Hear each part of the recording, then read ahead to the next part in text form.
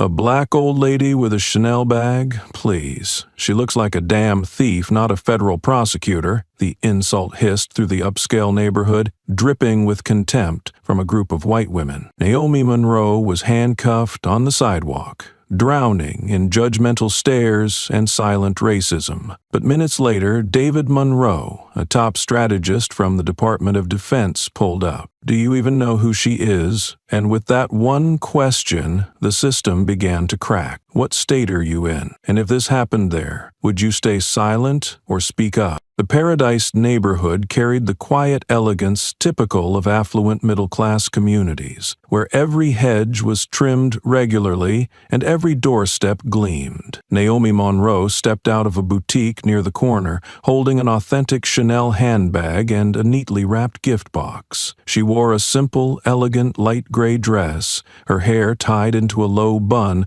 that revealed her composed, confident features. She was there to buy a birthday present for her husband, nothing more. From a nearby bench, 3 white women followed Naomi's every step, dressed in cream cashmere coats and seated with an air of leisure. Their eyes betrayed judgment. The woman in the middle, with light brown curls and oversized sunglasses, was Karen Fields, 52, a known figure in the Paradise community. Next to her sat Jessica with a shrill voice, and Trish, who always smirked instead of laughing out loud. Chanel, real one, huh? Jessica sneered, half joking. Karen didn't turn around right away but tilted her head, scanning Naomi from head to toe before letting out a small chuckle. In this neighborhood, people like her usually don't get in here. Naomi paused as the words brushed past her ear, then turned to look at the women, pretending nothing had happened. Her gaze wasn't angry nor evasive. It was the look of someone used to this kind of game. Karen stood, took a few steps forward, and offered a cordial smile. You sure? Looks like something from a flea market. Her voice was soft but cold. Naomi gripped her bag tightly and replied with a tight-lipped smile. Thank you. I thought the same, especially when I saw the one you're carrying. The reply made Trish press her lips together while Jessica lifted her chin. Karen raised an eyebrow, no longer hiding her irritation. Though she maintained a polite demeanor, her eyes had changed. If you're that confident, let me check the barcode. Karen pulled out her phone and opened a QR scanner app like a seasoned shopper. Naomi didn't flinch, gently extending her bag forward. The barcode was displayed clearly. Karen tapped to scan, the screen lit up, then paused. Karen's face froze. The confirmation message appeared. It was genuine, purchased from the Beverly Hills boutique just 2 days ago. Naomi remained calm as Karen hesitated, then quickly scanned her own bag. A brief moment passed, and a red warning popped up. Unverified, suspected counterfeit. A few seconds of silence followed. No one laughed, but no one explained either. Naomi began to turn away, but Karen tried to regain control, speaking louder than necessary. Where'd you steal it from? You're not a resident. Who let you into this neighborhood? Naomi turned back, her expression revealing a hardened edge for the first time. I don't need to prove anything to you. Karen exhaled sharply, stepped back, and pulled out her phone. Trish murmured something but was brushed aside. There's a suspicious black woman in Paradise carrying stolen goods. Send police now. Naomi stood still holding the gift box. Her face showed neither anger nor fear, only a sense of inevitability, as if she already knew how this would play out. Every time someone like her dared to exist in places where others preferred not to see them. She reached into her handbag and pulled out a folded receipt. The creases remained intact, with the store name, transaction time, and matching product code clearly printed. She held it up at Karen's eye level, her voice low and firm. I hope this is enough to stop. Karen glanced at it but didn't take it. She turned to those around, her eyes seeking agreement. She could have gotten it elsewhere, no one really knows. Who can even tell what's real these days? Her voice grew louder, directed toward a small group of residents by the iron gate of a nearby villa. They said nothing, merely watching Naomi, as if waiting for something more entertaining. Jessica folded her arms, smirking. What does your husband do? Or is he already in jail like so many we see on the news? Naomi squinted slightly, her face still composed, though her nose flared subtly. The only sign her emotions were stirring. She turned to Jessica in silence, took out her phone, opened the camera, and began recording the entire scene. The phone lens pointed at Karen's face,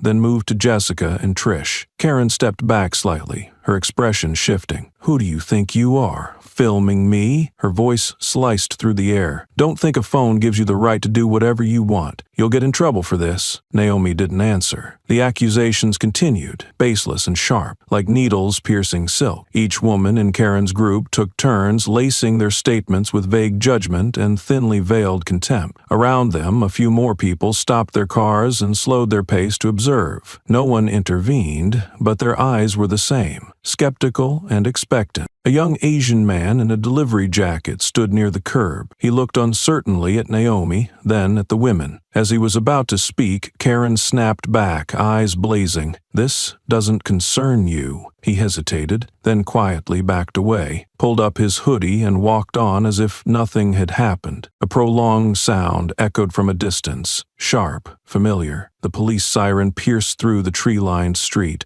growing louder with each second. Karen, sensing her moment, glanced at her friends and looked back at Naomi. "Good, the police are here. Now we'll see who's really telling the truth." Naomi took a deep breath, her eyes fixed on the end of the street where flashing lights approached. She didn't move. One hand still held the recording phone, the other folded the receipt back as it was. Her posture remained still, but in her gaze, something began to rise. Not fear, but readiness. A sense deep within her signaled that this wasn't just a personal confrontation. This was the first test of something far greater, something she had recognized long ago, now taking shape in the voices and eyes of the people standing before her. The police SUV screeched to a stop at the edge of the curb. The door flung open and a uniformed man stepped out, his black boots pounding heavily on the concrete. A metal nameplate gleamed on his chest, displaying the name L. Smith. His face was rigid with tension, devoid of curiosity or assessment. His eyes scanned the crowd and locked onto the woman standing no more than 10 steps away, the person he had already presumed to be the reason for the call. Some murmurs rippled through the onlookers. Loki Smith was no stranger to the Paradise neighborhood. The media once praised him for quick case closures and above-average arrest rates in high-risk zones. But behind those numbers lay a quiet statistic. The majority of those he brought in were Black or Latinx, and many cases were later dropped due to insufficient evidence. Some called him cold, others claimed he was simply doing his job well. Loki didn't greet anyone. He strode directly toward Naomi, eyes fixed on the Chanel bag tipped over by her foot. She stood still, a receipt pinched between her fingers. He didn't ask who she was, why she was there, or whether she had identification. To him it was already obvious. Naomi, a black woman holding a luxury bag in a pristine white neighborhood, was suspicious enough. Karen approached, feigning cooperation. "I made the call. She was lingering near my house. I'm not entirely sure, but the bag—" Her voice trailed off at just the right moment, face marked with concern. Loki nodded slightly, asking nothing further. That incomplete sentence was enough to act. He turned to Naomi, his voice dry and hard. "Turn around, hands behind your back." Naomi didn't move. She lowered the receipt and extended it toward him. "I have documentation. I've already explained everything to the caller." Her tone was calm, neither pleading nor submissive. Loki glanced at the paper for a second, then stepped forward, grabbed her wrist and twisted it firmly behind her back. The crowd began to stir. A woman pulled out her phone to record. Naomi turned her head slightly, trying to maintain balance as she was pushed forward. She repeated, more sharply this time, "I am a federal prosecutor. I demand you stop and state the grounds for arrest." Her words had barely left her mouth when Loki yanked her arm back further, and the cold click of handcuffs echoed through the street. Her cheek pressed against the sun-heated hood of the car. The Chanel bag dropped to the pavement, rolled slightly, and stopped at her heel. A voice from the recording crowd trembled, "God, she didn't do anything!" No one intervened. Phones stayed up, capturing every movement, every heavy silence like forged steel. And at the center, in this manicured neighborhood, was a woman locked into a role others had already written for he, just for walking where she wasn't supposed to. Naomi was forced down with such pressure that her torso tilted forward, one shoulder strained, and her wrist pulled tightly behind. Loki Smith hissed through clenched teeth beside her ear. "Non-compliance is obstruction of justice." His breath scorched her neck. Her cheek burned against the hot metal. She closed her eyes halfway, trying to stay balanced even as her legs were bent awkwardly to the side. Whispers spread. An elderly woman behind the fence muttered, "Did he even look at her papers?" The question wasn't loud, but a few turned their heads. A young man recording grumbled, visibly upset, "She was just standing there." All these voices were swallowed by Smith's footsteps and the clinking of steel cuffs. Jessica's voice pierced the tension from afar. "I said it from the beginning. There's something off about her." Her remark seemed designed to legitimize everything happening, as if repeating it enough would make it true. Naomi didn't scream. She didn't struggle or shout. She just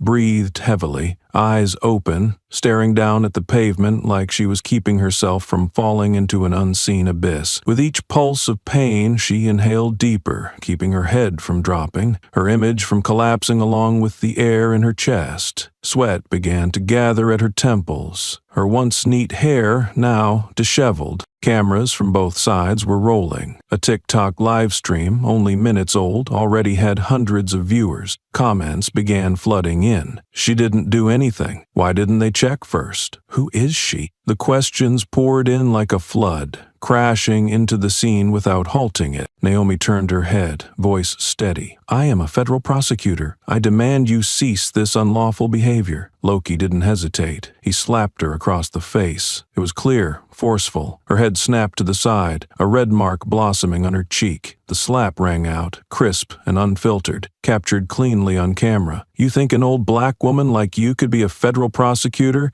carrying a Chanel bag no less? You look like a thief, that's all." The crowd froze. A child clutched their mother's hand, eyes wide. The mother quickly turned away and hurried off with her child. A man stepped forward, then hesitated, unable to intervene. Smith opened the back door of the patrol car. He seized Naomi's arm and shoved her inside. As she ducked into the seat, she suddenly turned to look straight at one of the recording phones. Her hair disheveled, sweat trailing down her face, but her gaze held firm. It wasn't the look of defeat. It was the look of someone long familiar with silent pain. The person filming whispered, unsure who they were speaking to, "She looks like she knew this would happen." The car doors slammed shut, and for a few seconds, the world went quiet. But what had just occurred didn't vanish. Every eye, every camera, every held breath remained, and that phone camera kept rolling. The air outside the patrol car had gone hollow, as if all sound had been drained from the street. Naomi had already been placed in the back seat, head lowered, disheveled hair clinging to cheeks still marked by red streaks. The car door shut with a heavy thud, sealing in the tension. Loki Smith stood by the front hood, clipboard in hand, glancing over the crowd before lowering his eyes to the document in front of him. His movements were slow, mechanical, like a man searching for a way to legitimize what was happening without having to think too hard. The crowd hadn't dispersed. A few people still held up their phones. No one intervened, yet no one walked away. Smith's jaw tightened, a slight twitch in one cheek. He was waiting for something, maybe a confirmation over the radio, or maybe just letting time pass, hoping silence would drown the moment. A car engine purred at the far end of the street. A sleek black SUV with tinted windows and a profile unlike any civilian vehicle in the neighborhood pulled up silently to the curb. No sirens. No one summoned it, yet its presence made several heads in the crowd instinctively turn. The driver's side door opened, and a man stepped out. Gray suit, white shirt, neatly knotted tie, tall frame, and an upright gait. The man's face bore no expression, but every step he took seemed to carry weight. No one in the neighborhood recognized him immediately, but there was a shared awareness. Something in the air had shifted.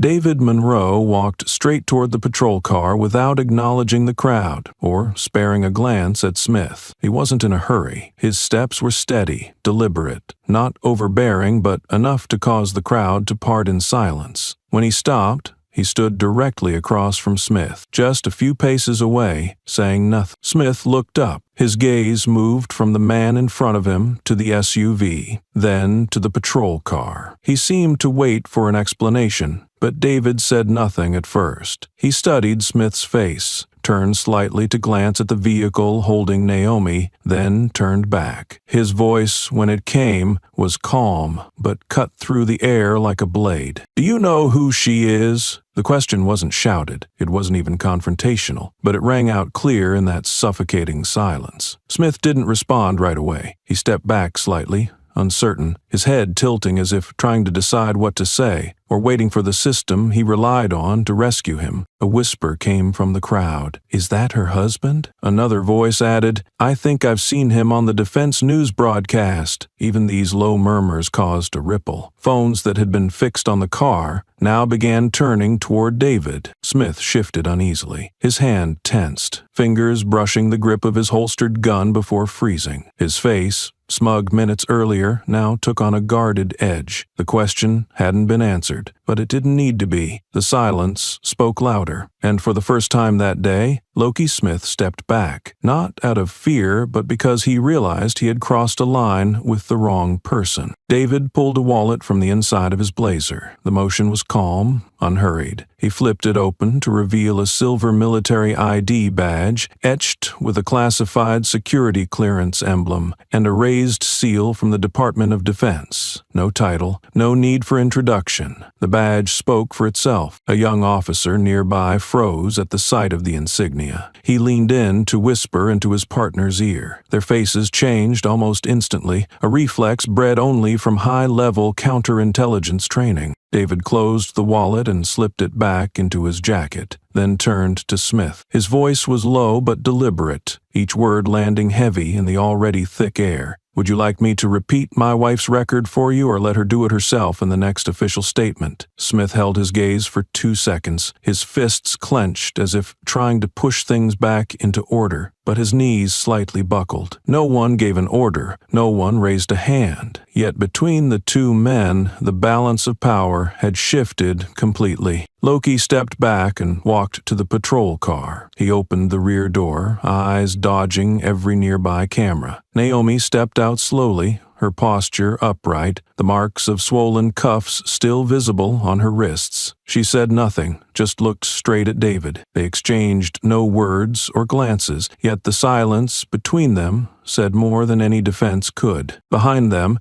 Karen tugged gently at Jessica's sleeve. They were trying to slip away, backing out of the gathering crowd, but it was too late. Multiple phones had captured the scene. Videos were already being shared online. Karen Field's name began to appear under captions as a symbol of humiliation and a new breed of social misconduct. A young officer approached Smith and whispered, "That's Monroe. David Monroe, former Special Ops Commander at Southgate. His wife led the human rights investigation last year." Smith didn't respond. His eyes fell on Naomi, and for the first time that day, he seemed to see her not as a suspect, not as a black woman carrying a designer bag, but as the person behind those reports that had cost him his post as mid-level coordinator at Southgate. Naomi didn't look back at him. She turned to face the still live-streaming crowd, stood tall, and swept a lock of hair from her cheek. Her voice was steady, tearless, the voice of someone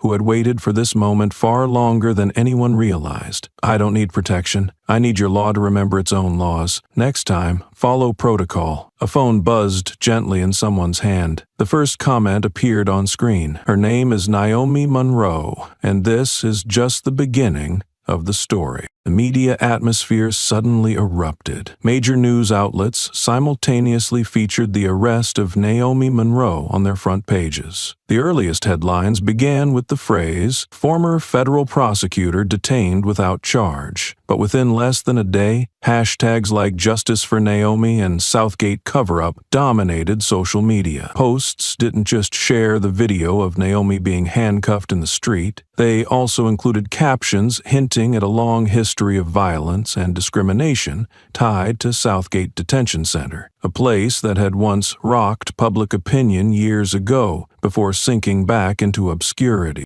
Young people took to the streets. In front of City Hall, a small group held signs reading, "Don't let Southgate rise again. Silence is complicity this time," and "Loki must be held accountable." The initial protest was orderly, but as momentum grew, more people joined, including individuals from neighboring states. Old placards about Southgate resurfaced, and images of past victims who had been detained and mistreated were reprinted. What seemed like an isolated incident involving Naomi quickly became a catalyst, reviving collective memory. A local television station replayed the footage of Naomi being restrained, now overlaid with a caption, "Naomi Monroe, the prosecutor who once led the Southgate investigation." It was fuel to the fire. People began to ask broader questions. Was this truly an isolated incident, or just the visible tip of a system that had never really changed? Under growing pressure, the police department released a statement. Officer Loki Smith has been temporarily suspended, pending an internal investigation. However, when asked whether criminal charges would follow, the spokesperson responded, "There's not enough basis." This stance shifted public emotion from outrage to deep suspicion. Comments flooded forums. Suspended again. Another investigation. Another case closed with no result. Meanwhile, Naomi declined all interview requests. She withdrew to her private office, maintaining absolute silence. No status updates, no press conferences, no public statements. But to those who had worked with her, this silence didn't signify retreat, it meant preparation. David Monroe, working from another angle, continued scanning the old security system. He reviewed every IP address that had accessed Naomi's files, raising an eyebrow at familiar command sequences. A veteran journalist who had once covered Southgate 7 years ago posted online, "Suspension isn't closure. Southgate survived a scandal once. Will it truly die this time?" The question hung in the air, a crack forming between two masks. 2 weeks passed in a haze of dishonest calm. The media stopped updating news about Loki Smith. Hashtags that once dominated timelines began losing traction. The people who had taken to the streets returned to their daily routines. Then, one quiet afternoon without any prior notice, Loki appeared on the street, back in his patrol uniform, standing in the city center as if nothing had ever happened. A half-smile appeared on his face when he noticed the camera lens, his eyes showing no hesitation. The footage spread faster than expected. Journalists contacted the police department for clarification, but received vague replies. "We're still reviewing the case file." Some anonymous officers revealed the truth behind closed doors. Loki had never truly been suspended. It was a temporary maneuver to pacify the public. No indictment, no formal resolution. Naomi stared at the television screen in her office. Loki's face, that smile, that look, all etched into her memory. She set the remote down on her desk and stayed silent for a few minutes, her lips tightening. From a drawer below, she pulled out the original Southgate case file, the last time Loki had been questioned, and also the time he was shielded entirely by a series of high-level signatures. An anonymous message appeared in her personal inbox. No sender, no subject line, just a few words. "What you call justice, they call inconvenience. Don't think it's dead." Naomi didn't react immediately. She reopened the tracking logs, cross-referencing the data David had compiled. One detail caught her attention. 3 days before Loki returned to duty, there had been a private meeting between officials overseeing Southgate. The contents of the meeting were never disclosed. On the attendee list, David had circled one name, the same person who had once ordered Naomi's internal suspension for exceeding investigative limits. For the first time in years, Naomi felt as if she was standing inside a network, each strand tied together by silence and power. She wrote in her notebook, "No one returns alone. Someone put him back on his feet." David entered the office and gently placed a file on her desk. He didn't say anything, only pointed at the timeline they had both been tracking. Naomi nodded. It was too synchronized to be a coincidence. Before the sun completely faded, Naomi left the office. She paused in the hallway outside, looking up at the sky, painted in streaks of dusk-red light. Her breath was steady, her gaze locked on a distant glint of light as if she were speaking to something unseen. If they're still out there, she thought, then this fight is far from over. The computer screen displayed white text on a deep blue background, each symbol appearing one by one after David's final keystroke. He was inside the internal data management system reserved for federal security agencies, an interface few had direct access to. Although he had stepped down from his command position, his personal trace access remained active due to a series of unfinished strategic projects. Today, he wasn't using it for any campaign, but to trace his wife's name. The record appeared quickly. Naomi Monroe, federal prosecutor, had a full file listing her position, security clearance, and hearings she had participated in. But one detail at the top made David pause: a red alert symbol. He clicked on it. A note popped up: behavioral surveillance, potential subject monitor without intervention. Beneath that was a string of coded instructions, time-stamped 6 months prior. It seemed unrelated at first glance, but David had long learned to see patterns in numbers. He stared at the access code at the end of the line: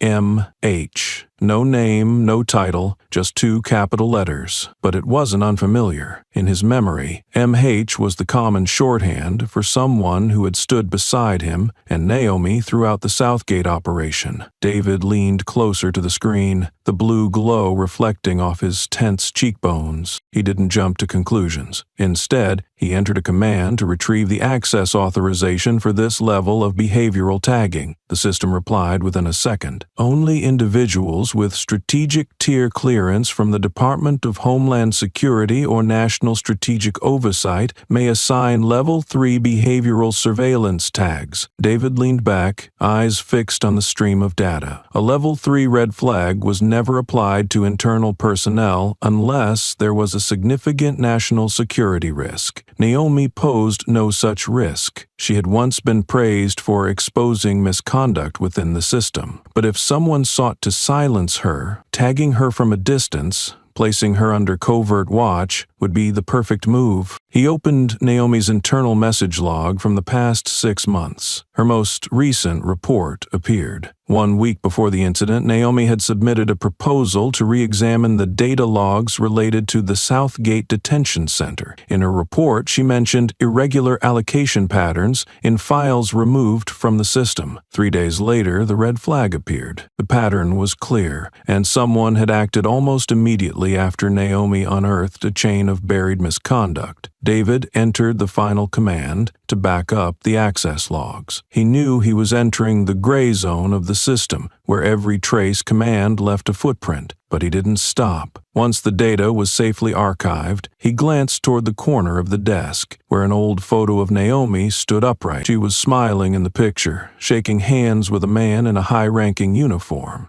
David didn't look away from the photo. He asked aloud, almost in a whisper, who had the authority to tag her without leaving their real name? The MH code didn't reveal a name, but it had left more system traces than any anonymous actor should. David began reversing the chain of activities associated with that code over the past 6 months. 7 individuals had been flagged under it: 4 regional prosecutors, 3 journalists who had investigated abuse at detention facilities, and 1 final name: Naomi Monroe, tagged at Level 3, the highest tier for sensitive individuals within government. He cross-referenced the time of each action against the operational cycles of the behavioral surveillance system. A virtual map appeared, marking anomaly zones where flagged individuals had been. Naomi had been automatically pulled into the system's analysis loop just 2 days after she submitted her Southgate investigation request. 6 days later, she went to the Paradise neighborhood to buy a birthday gift for her husband. At that exact time, a police officer randomly deployed showed up in the same location.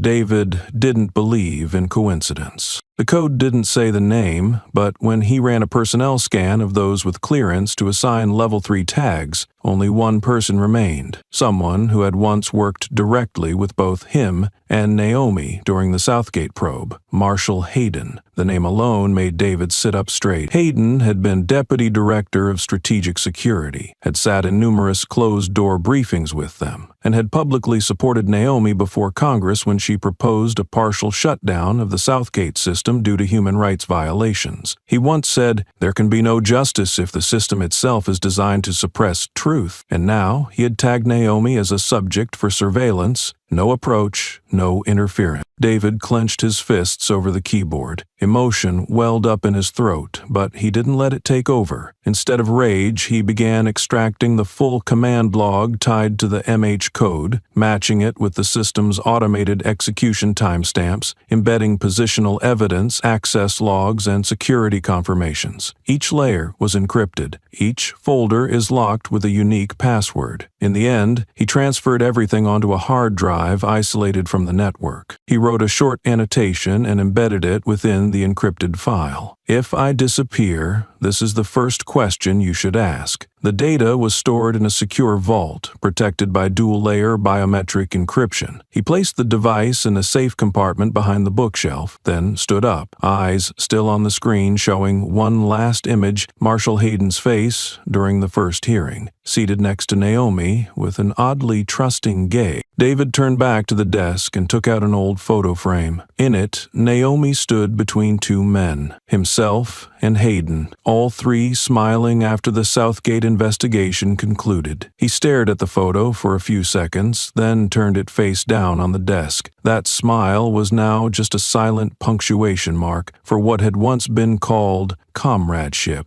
Naomi returned to her office after 2 days of silence, having declined all interviews and press inquiries. The soundproof glass door closed behind her, shutting out the storm of public scrutiny still raging beyond the walls. On her desk lay untouched folders, a few printed news clippings featuring her handcuffed in the street, and a cup of coffee that had gone cold since early morning. Everything appeared unchanged, except for the reflection in the mirror. Beneath her composed expression was a weight pressing against her chest, a familiar internal alarm she had learned to heed early in her career. While checking her internal inbox, she noticed a thin envelope tucked among the usual administrative paperwork. No logo, no sender name. Inside was a single sheet of white paper with a line of cold, machine-printed text. Not everyone has a husband who shows up on time. Next time, are you sure someone will stand with you? Naomi's face did not flinch. She laid the paper on the desk, studied each character carefully, then folded it into quarters and slipped it into her personal case without leaving any message for her assistant. She didn't call security, didn't file a report, nor did she forward it to the security department. Those who have faced silent power know that threats don't always come with noise. Sometimes they're just a sentence printed from an office printer no one checks. She turned on her computer and opened her private directory, secured with 2 layers of personal encryption. Files related to Southgate Prison appeared like pages from an unfinished journal. Naomi began combing through each document: complaint forms, internal audit reports, and feedback from correctional divisions. A mosaic of fragmented paragraphs, smudged signatures, and misnamed files began to take shape. One particular form, submitted 2 years ago, caught her attention. It concerned a medical staff member named Layla Brooks, who had filed a complaint about the prolonged solitary confinement of psychiatric patients beyond the permitted duration. Her letter included a full case ID, a detailed account of the detainment, and a clear description of the fear she felt when ordered to remain silent. The following document, which should have been a verification report, instead skipped to a blank file with no name and suspiciously shortened timestamps. Naomi clicked through 3 related folders, only to receive the same notification each time. Link lost, file does not exist. She sat upright, fingers lightly brushing the edge of the desk. No one erases everything unless it's dangerous. The less data there is, the more suspicious it becomes. Layla was a name that had never surfaced in any of the official Southgate investigations. Her case should have been in the final audit, but was absent from the last review round. Naomi turned to the whiteboard behind her and pinned Layla's name in the center. She pulled her chair closer,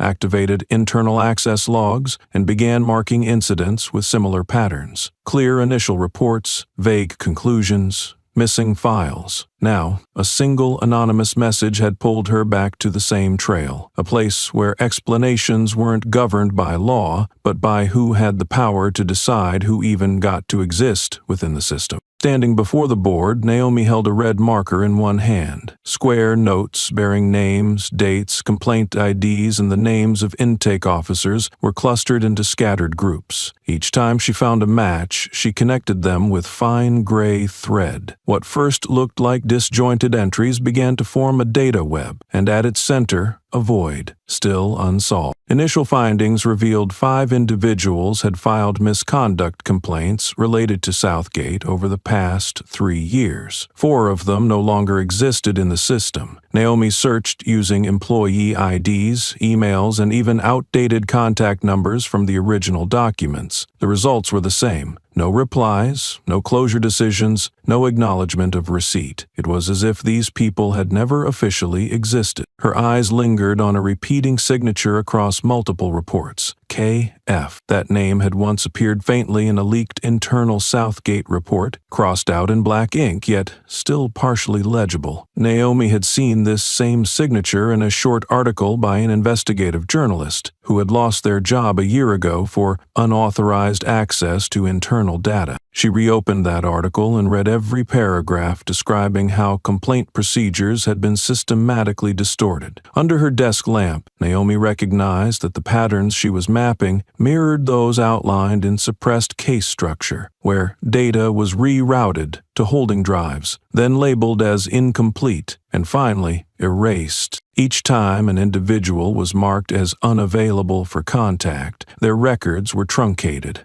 Their complaints rerouted to folders no one reviewed. There were no trials, no formal dismissals. The system simply removed them from the justice pipeline by quietly striking their names from the pending list. Naomi sat down and began typing a string of code to review recent activity by users who had editing access to Southgate files. The name KF surfaced again, not in full but within the list of personnel with clearance to access confidential tiered data. At that moment, she understood this wasn't an oversight but a deliberate mechanism. The chill from the morning's anonymous note no longer lingered. She wasn't afraid. She saw with clarity that she had re-entered familiar terrain, the junction where truth and erasure meet. What she was doing now echoed her first encounter with the Southgate files years ago, but this time everything was quieter, tighter, and far more dangerous. She stood up and put her coat back on. The connection map had been printed, folded in half, and tucked into her jacket. Before walking out, Naomi paused, her eyes scanning the board once more. Her expression was unchanged, but her gaze was sharper, more certain, like someone who fully understood this was only the beginning. "This time," she whispered, "I want to know who signed off on their erasure from the system." Then she closed the door behind her. No stray sound, no misplaced step. The office was completely still as Naomi sat alone in front of the screen, the faint light from the window casting a broken streak across the darkness. She rewound the video of her own arrest, not out of personal pain, but because her instinct told her something remained buried. A different camera angle, uploaded by a passerby,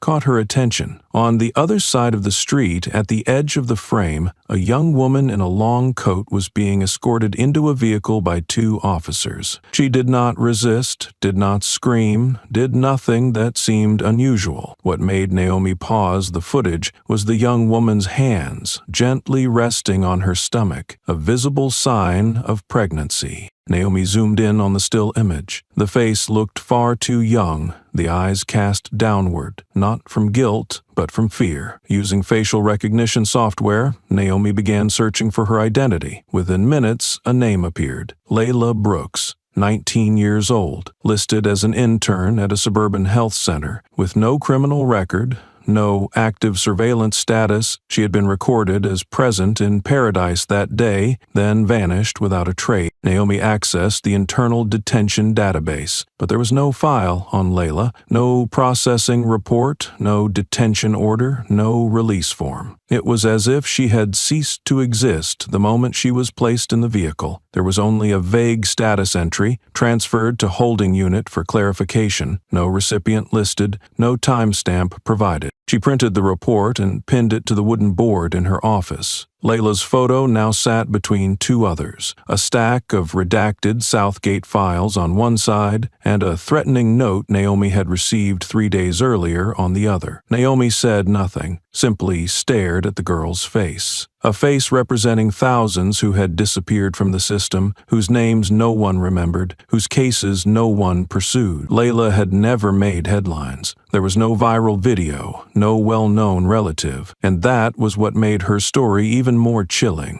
If someone with no reason to be detained could disappear so easily, who was the system going to target next? Beneath the photo, Naomi wrote a single line by hand, bold and clear. If she was never released, then where is she now? It wasn't a question meant to be answered immediately. It was a starting point. She called a technician who had previously worked at Southgate, someone she had trusted during the final days of her investigation. She didn't ask directly, only mentioned that she needed to locate the last known signal from a phone belonging to someone named Layla Brooks. It didn't take long for him to send back a GPS trace, the final coordinates before the phone went completely dark. The signal had stopped on the western edge of the city, less than a 20-minute drive from downtown. The location led to a building not listed in any public detention registry. Naomi traced the identification code and found a name marked as legitimate, Collaborative Coordination Center, Zone I. It sounded like an administrative office, but its location was suspicious. The building stood alone in a semi-industrial zone, surrounded by warehouses and transit stations, lacking any signage, with no visible surveillance and rarely had vehicles parked for long. She drove to the area at dusk. Without entering or approaching too closely, she parked at a safe distance and used a specialized camera to record all activity for nearly 3 hours. Everyone going in and out wore civilian protection uniforms, but without any unit insignia or name badges. The vehicles all had short-term rental plates, a familiar sign of covert operational centers. Late at night, Naomi began driving home, but at the second intersection she noticed a car behind her following too precisely. The distance stayed constant. The vehicle neither overtook her nor fell back. Naomi switched lanes and then abruptly turned left without signaling. The car continued straight ahead, too smoothly for it to be coincidence. She wasn't afraid, but a chill settled in, not from the wind, but from the feeling of being watched by something unseen. Back home, Naomi took out her document pouch, intending to file away Layla's report, when an old slip of paper fell from the edge of the folder. It was the same warning that had haunted her days earlier, the one that read, "Not everyone has a husband show up in time." But this time, there was a new line on the back, in the same cheap printed style, only bolder, sharper. "You think you're looking for Layla, but is someone looking for you?" Naomi sat in her car for several minutes, staring into the rearview mirror, her face reflected clearly in the dark, her once steady gaze now tilted, as though she had just taken a turn off a road that was meant to be straight. For the first time since the day she was handcuffed, Naomi didn't look straight ahead, she looked sideways, because something was moving behind her, and this time, no one might arrive in time. Under the dim amber light of her familiar workspace, Naomi opened her private, encrypted inbox. Among dozens of subject lines about legal affairs and media crises, one email stood out. No sender, no subject, just a quiet presence. Its content was chillingly concise. "Meet me after 6 p.m. Bring back the truth you once wrote,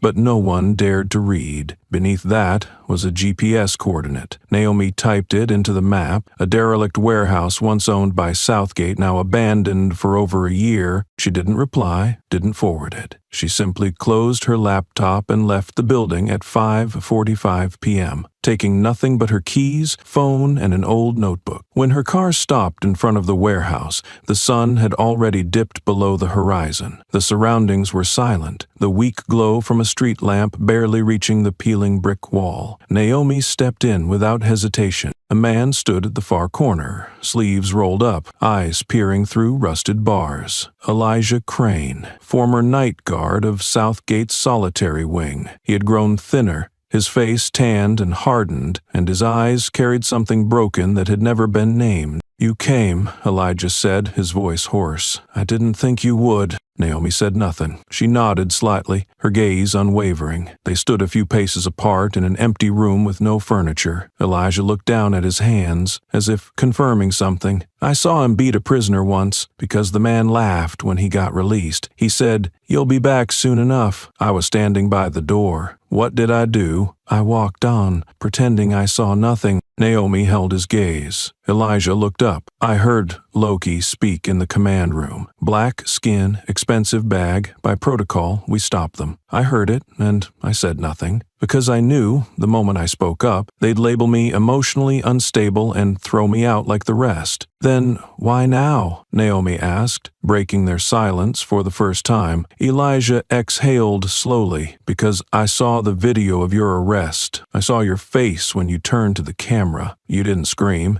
you didn't beg, but that look in your eyes made me ashamed for ever thinking silence was survival." He pulled a small silver USB drive from his shirt pocket and placed it in Naomi's hand. "There are 3 recordings in here. 1 meeting, 1 private conversation between Loki and a subordinate, and 1 internal camera clip I backed up without permission. Not everything got erased. Some things I kept, to remember why I resigned." Naomi closed her hand around the USB, looked at him once more, then turned to leave. Behind her, Elijah's voice drifted faintly. "If they track me down, don't save me. Just don't be silent like I was." Naomi sat still at her desk, the room sealed and quiet, the faint hum of a ceiling vent the only sound. She plugged in Elijah's USB, eyes fixed on the screen. A folder opened with 3 audio files, simply labeled 1, 2, 3. She clicked on the second,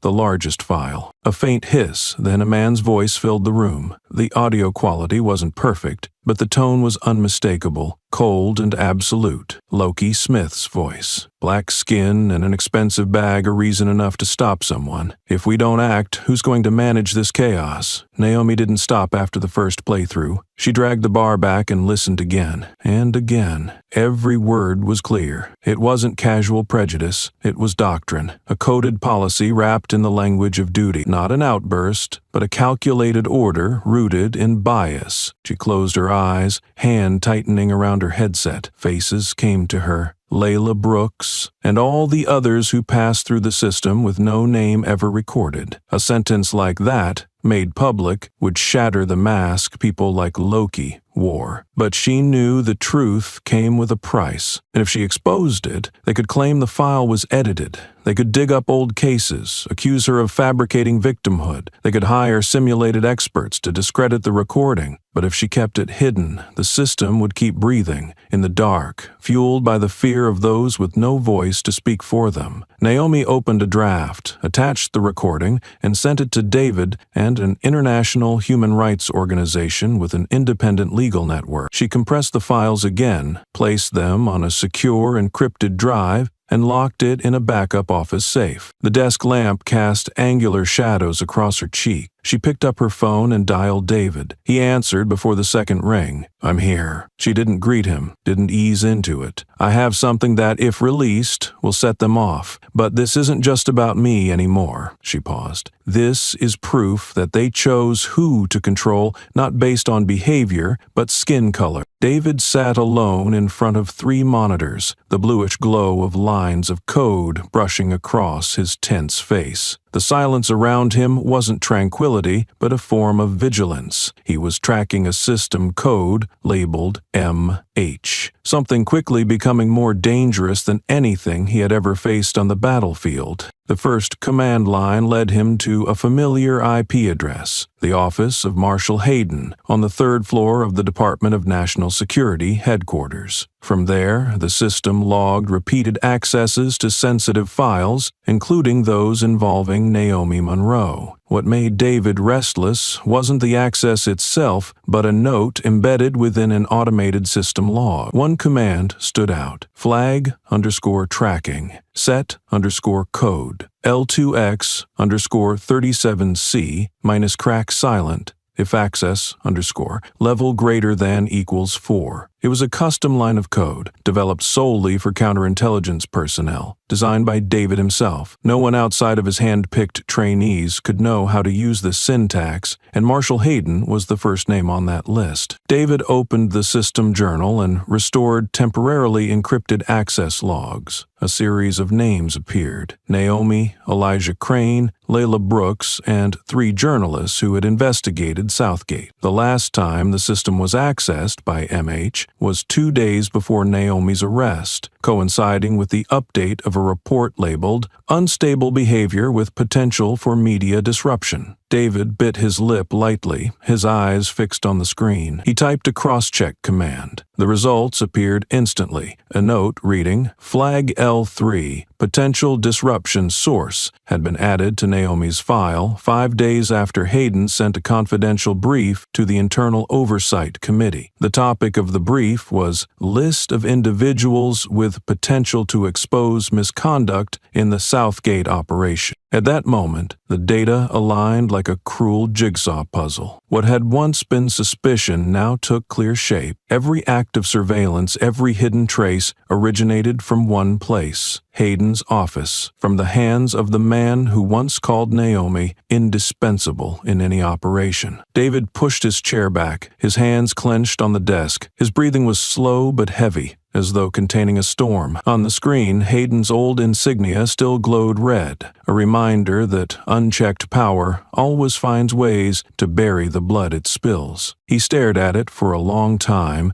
then murmured under his breath, letting no one but himself hear, "It's him." No more doubt. In the early days of the Southgate investigation, Naomi and Hayden were an inseparable pair. They sat side by side through countless nights, reviewing reports, analyzing surveillance footage, drafting petitions that shook the very structure of the detention system. Naomi once told a colleague, "If I had to choose one person to trust in this field, it would be Hayden." In meetings, he was the voice of resolve, the shield when Naomi was under fire. Those were the years they believed justice could be rebuilt through conviction and transparency. Everything changed in the second year. Political pressure from Congress and lobby groups mounted. A string of top-down directives demanding information control began pouring in. The operation was abruptly halted, personnel were scattered, and Naomi was reassigned. Hayden said nothing. No defense, no protective move. Naomi understood he was under pressure, but she never imagined that his silence would mark the start of a new control network, one in which Hayden was no longer a guardian of justice, but a monitor of those who dared believe justice could transcend power structures. David sat facing the full surveillance list Hayden had built. The names weren't unfamiliar. They were all individuals who had questioned authority, investigated truth, or stepped outside the lines of safety. Elijah Crane, Layla Brooks, Naomi Monroe. It was no longer a watch list. It was a list for neutralization, the kind that left no trace. Each line of code felt as cold as the look Hayden gave Naomi after her final hearing. David remembered how the man had patted Naomi's shoulder and said, "Some things must stay silent to preserve what's left." Now David understood. What Hayden preserved wasn't conscience, but the decaying structure of power he still chose to defend. David wasn't someone easily swayed, but this time he was truly shaken, because he knew that if someone like Hayden had crossed the line, every principle in intelligence and strategic control could be bent by commands whispered from the shadows. What was truly terrifying wasn't that Hayden betrayed Naomi, but that he was safeguarding a world Naomi had fought so hard to change.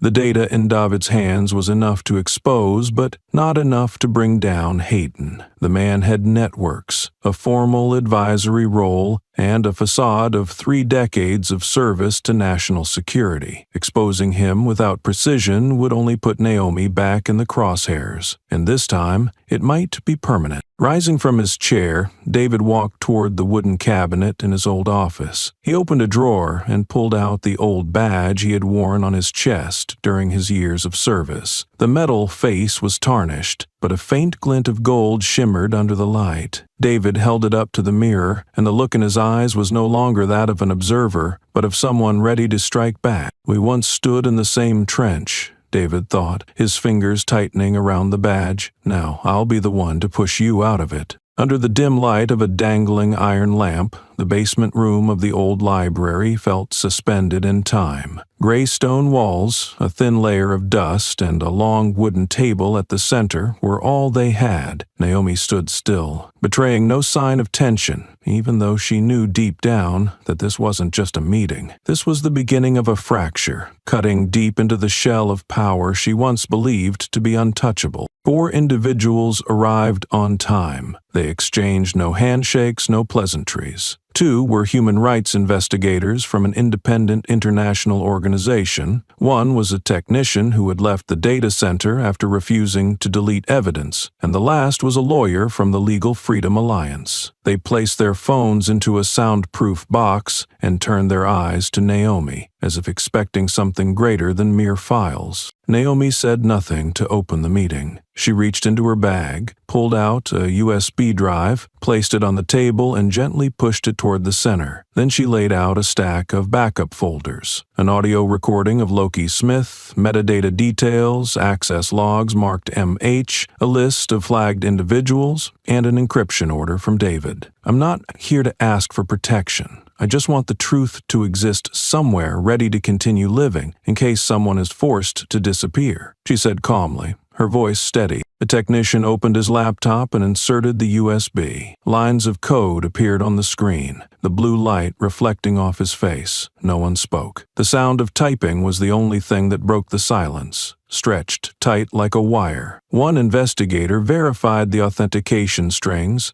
The other reviewed the metadata of each file. Time seemed to slow. They all understood. If the data proved real, this was no longer an administrative complaint. It was proof of a system designed to erase the inconvenient. A deep voice finally spoke after nearly 30 minutes. "Besides Loki and Hayden, do you suspect anyone else as an accomplice?" Naomi didn't respond immediately. She picked up the second folder, opened it, and quietly revealed a name: Karen Fields. The lawyer's eyes scanned the page, lips pressed together. The technician looked at Naomi, showing hesitation for the first time. One investigator stood up and signaled Naomi to step aside. His voice was low, just above a whisper. "Who do you think she's sending information to?" Naomi turned, unblinking, to the right people, but right by the system's standards, not by justices. The remark needed no elaboration. It sliced through the stagnant air like a cold blade across still water, exposing cracks that had long existed. And in that aged room, a quiet decision took form. The truth would no longer stand still. Karen Fields' dossier opened on the screen like an old candle flaring up in a room filled with smoke. Naomi sat at a desk in her temporary office, the desk lamp casting light across her tense forehead. Karen had once been a familiar name during Naomi's early days confronting Southgate. She never appeared in the media, never made noise, yet her name was always present in reports marked insufficient basis for investigation. Naomi traced Karen's professional record. Before serving as a state-level judicial assistant, she was a legal advisor within the Southgate Review Commission. That role allowed her to approve edits, suspend or validate reports that didn't align with the system. Within 2 years, 4 cases, including that of Layla Brooks, had disappeared from the database, each ending with Karen's signature on the final approval line. David had sent Naomi a decoded system log from a separate encrypted drive. In the list of IPs that had transmitted data out of the system, one command string led back to a secure server registered under the address Karen.Fields, accompanied by compressed file formats and a high-security tag. Naomi needed no further confirmation. Her suspicion was no longer speculation. When a system begins to constrict from the core, those who guard the rules must be the first to face judgment. She remembered their last encounter, an internal hearing 9 months ago. They had shaken hands before reporters' cameras. Karen had whispered, "We're on the side of the victims." Naomi nodded then,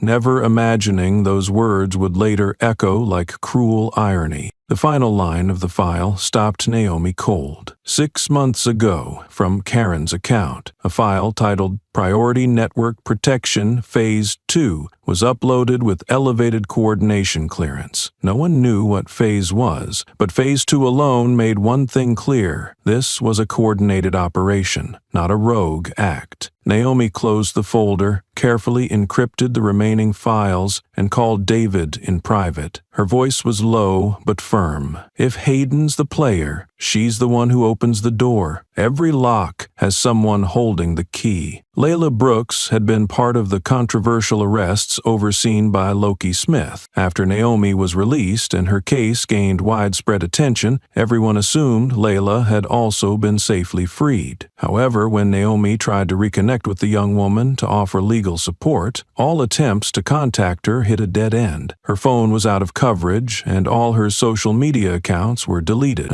Naomi reached out to the community support group that had been monitoring the Southgate cases, but no one had seen Layla for the past 3 days. Unease crept into Naomi's thoughts. She messaged Elijah Crane, a former officer who had quietly helped the investigative team reach abandoned witnesses multiple times. Elijah went to the rundown boarding house where Layla had lived. The door was unlocked, the handle broken, and muddy footprints stained the tiled floor. Inside, everything was tossed about, but there were no signs of theft. The computer was smashed, her wallet was taken, and all medical documents had vanished completely. When Naomi arrived, she stood silently in the middle of the room. A small notebook remained intact on the table, containing Layla's messy handwriting. "I won't run away. I've lived long enough to know that fear protects no one." Naomi clenched the page tightly, her eyes fixed on a dried blood stain near the window. Anna, the legal assistant who had stood alongside Naomi during the hearings, suddenly received an anonymous email. The attached file was a shaky phone video, but clear enough to show Layla being forced, by 2 men wearing jackets, into a gray pickup truck. She struggled and screamed, but was gagged. The license plate was covered with black fabric. Below the clip, typed in a default font with no sender name, was a chilling message: "You're making this more dangerous." Anna printed the video, her hands trembling as she stared at Layla's stunned face in the last frame.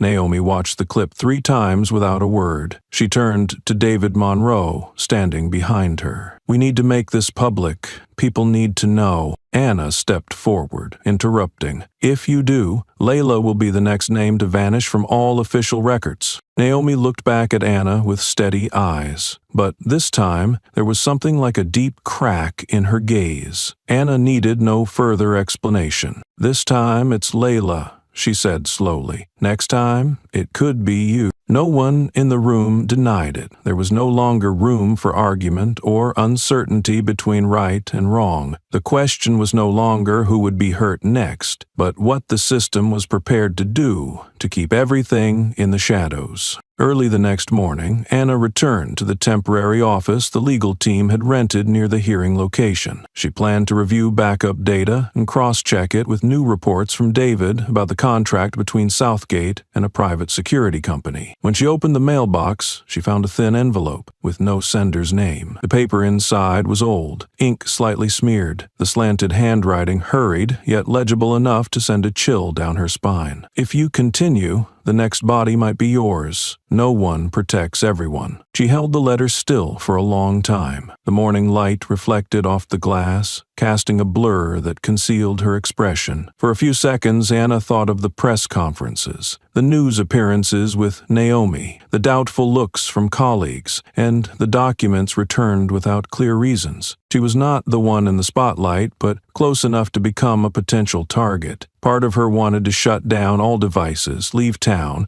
send apologies by email, and cut all ties. The other part screamed that if she remained silent, everything that had started would be buried. Like Layla, like the 2 women named in the 2019 lawsuits who were now forgotten. Anna met David Monroe late that afternoon. He asked no questions, only took the letter and examined every detail carefully. After several moments of silence, he placed the letter on the table and opened a locked file folder. "I've seen this kind of paper before. The ink, the handwriting, the spacing between sentences. Very similar to what Naomi received in her first year investigating Southgate." Anna looked at him, hoping for reassurance, but David only pulled out a printed list. It showed names, birth years, and the status of files for people once connected to Southgate, most of whom had disappeared from official records. A burnt car, a person who withdrew a lawsuit and moved to another state, someone without medical records after undergoing treatment for a brain injury caused by wrongful detention. 2 on the list had filed class action lawsuits, both still unresolved, their status unknown. Anna read each line, eyes fixed on phrases like file destroyed, prosecution suspended, and identity unverifiable. She realized she wasn't facing an organization, but a system capable of erasing every form of resistance as if it had never existed. That night, she called Naomi from her apartment, lights off, clutching the witness list. When Naomi answered, Anna skipped greetings and small talk. She spoke slowly and clearly. We are confronting something that will never allow justice. The issue isn't Layla. The issue is this system never wanted her to exist. On the other end, Naomi was silent, but Anna knew she understood. Both had crossed a line that many had been forced to turn away from before speaking the whole truth. David sat in his office, the light from the screen reflecting off his solemn face. He rewound the video repeatedly, focusing on the moment Layla was dragged into the truck, concentrating on the black fabric covering the license plate. Beneath the fold of the cloth, there was a small, embossed mark, unclear but recurring in a pattern. He opened frame analysis software, increased the contrast, and then cross-referenced it with sample data from security equipment providers. It took less than an hour to confirm. This type of fabric was specially issued for a fleet of specialized vehicles belonging to a security company named Vanguard Watch. The name had appeared in an internal report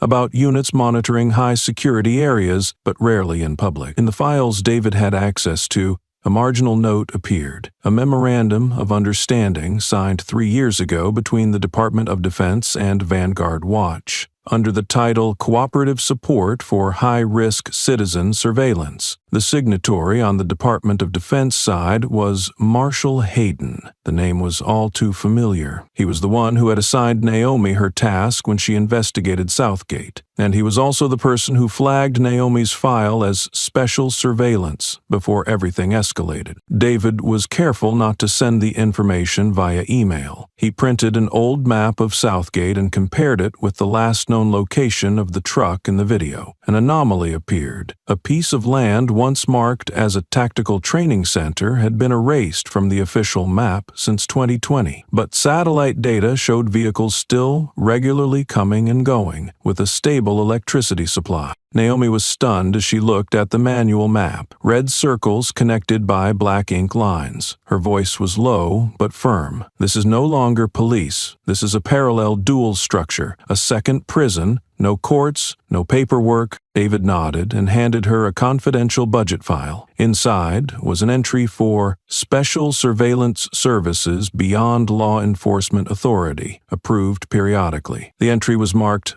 non-public disclosure, but the approving officer was still Marshall Hayden. Everything connected, not with direct evidence, but too much to ignore. Vanguard Watch was the shadow that remained after Southgate was disbanded. Not dissolved, but reborn, in a form unbound by legal constraints. Naomi turned away from the screen, gripping her phone tightly. She sent a brief message to Anna. I'm afraid this time, if we dig deeper, we will lose more than just Layla. In that moment, within the sealed room and cold fluorescent light, no one was thinking about saving one person. The question now was how to break a prison without walls or records, but one that imprisoned the very definition of existence. That evening, Naomi and David sat before the data board David had just compiled from Southgate's old internal system. The personnel list was long, nearly 700 people who had worked there for over a decade. When Naomi filtered by time after the investigation 3 years prior, she found dozens of files marked voluntarily resigned. They were neither prosecuted nor reprimanded, nor did they continue to serve in any government agency. However, when David cross-checked with internal information from Vanguard Watch, 6 names appeared repeatedly. 6 people who had worked at Southgate were now senior security trainers at classified training sites. Naomi remembered 2 of them clearly. She had received a complaint from a miner named Malik, describing how he was tied up, hung upside down, and doused with cold water in a room without cameras. But the case was never investigated because the boy had no verifiable relatives and a history of resistance. That name now served as a supervisor at one of the facilities David had identified as having people coming and going without documentation. Naomi felt chills when she saw the most recent portrait. Vested, badge without a name. The report read, Temporary High Security Area Protection Unit. Elijah called while Naomi was reviewing the data. His voice was low and decisive. I have something. He sent an audio recording. A man with a southern accent spoke hoarsely and hurriedly. I used to be a driver. I delivered people for them. They didn't need signatures or handover papers. They just needed the right target. Skin color, age, residence, level of influence. Once I asked why they needed a pregnant girl. They said she shows signs of forming rebellious ideology. Naomi turned off the recording and sat silently. Her hand rested on Layla Brooks's file. When she reopened the first page, she saw a faint handwritten note at the bottom, stamped later. Potential community agitator, monitor influence level. Not because the girl caused trouble, but because Naomi had publicly named her at a press conference. Layla's presence frightened the system. The whole model gradually emerged. Southgate had been exposed but not erased. It was transformed, severed from courts, escaping laws, then disguised as voluntary surveillance and security isolation. What remained after the press and investigation didn't disappear. It changed names, moved locations, but kept the same purpose. David printed the contract between the Department of Defense and Vanguard Watch. One clause clearly stated, the organization has the right to define civilian risk criteria without criminal system review. Naomi clenched her fist, eyes sharper than ever. We keep investigating one name, but in reality, those people were erased from life the moment they were labeled problems. She stood up and stepped toward the map marking related facilities. A circle was drawn around the confirmed location where Layla was held. Naomi looked at David. Her voice was deep but no longer hesitant. This is no longer an investigation. This is reclaiming existence for those erased the moment they became problems. No one in the room asked how dangerous the next step would be. By this point, silence was no longer an option. The letter lay neatly inside an unmarked white envelope on Naomi's desk when she returned from the meeting with the independent legal team. She opened it with bare hands, no gloves, no need for fingerprint analysis, because the senders left no trace of that kind. Inside was a photograph. Layla was bound behind her back, her mouth gagged with black cloth, her head tilted slightly, her eyes swollen. Beneath the image was the front page of that day's newspaper. A red scrawl slanted across the corner of the photo, the rough message reading, "If you publish anything, her blood will be spilled before sunrise." That was the second time Naomi sat motionless. She clenched the photograph until the edges crumpled, her gaze fixed on Layla's face. In that moment, every sound in the hallway seemed to vanish, leaving only the slow beat of her heart. She folded the letter back into the envelope, slipped it into her pocket, and stood up to leave the conference room, leaving behind Anna's puzzled look and David's concerned expression. Alone in her office, Naomi opened Layla's personal file. A small ID photo was affixed to the top left corner, a face that once wore both gentleness and stubbornness, now the only image that remained. Naomi recalled the blurry video of Layla being dragged away. Layla's eyes had not pleaded then. They had looked like someone who knew she was about to vanish, yet still stared unflinchingly at the person who might have kept her name alive. He sat there for a long while, running through every possible scenario. If she remained silent for 48 hours, Layla might be kept alive, at least alive, but during that time the system would erase all traces. When Layla was released, she would no longer be a witness, just another terrorized, silenced victim. If Naomi spoke out, everything would spiral out of control, and Layla might pay with her life. Anna knocked and entered without waiting for an invitation. She looked at Naomi, then bent down to pull a printed email from her jacket pocket. "I know what's happening.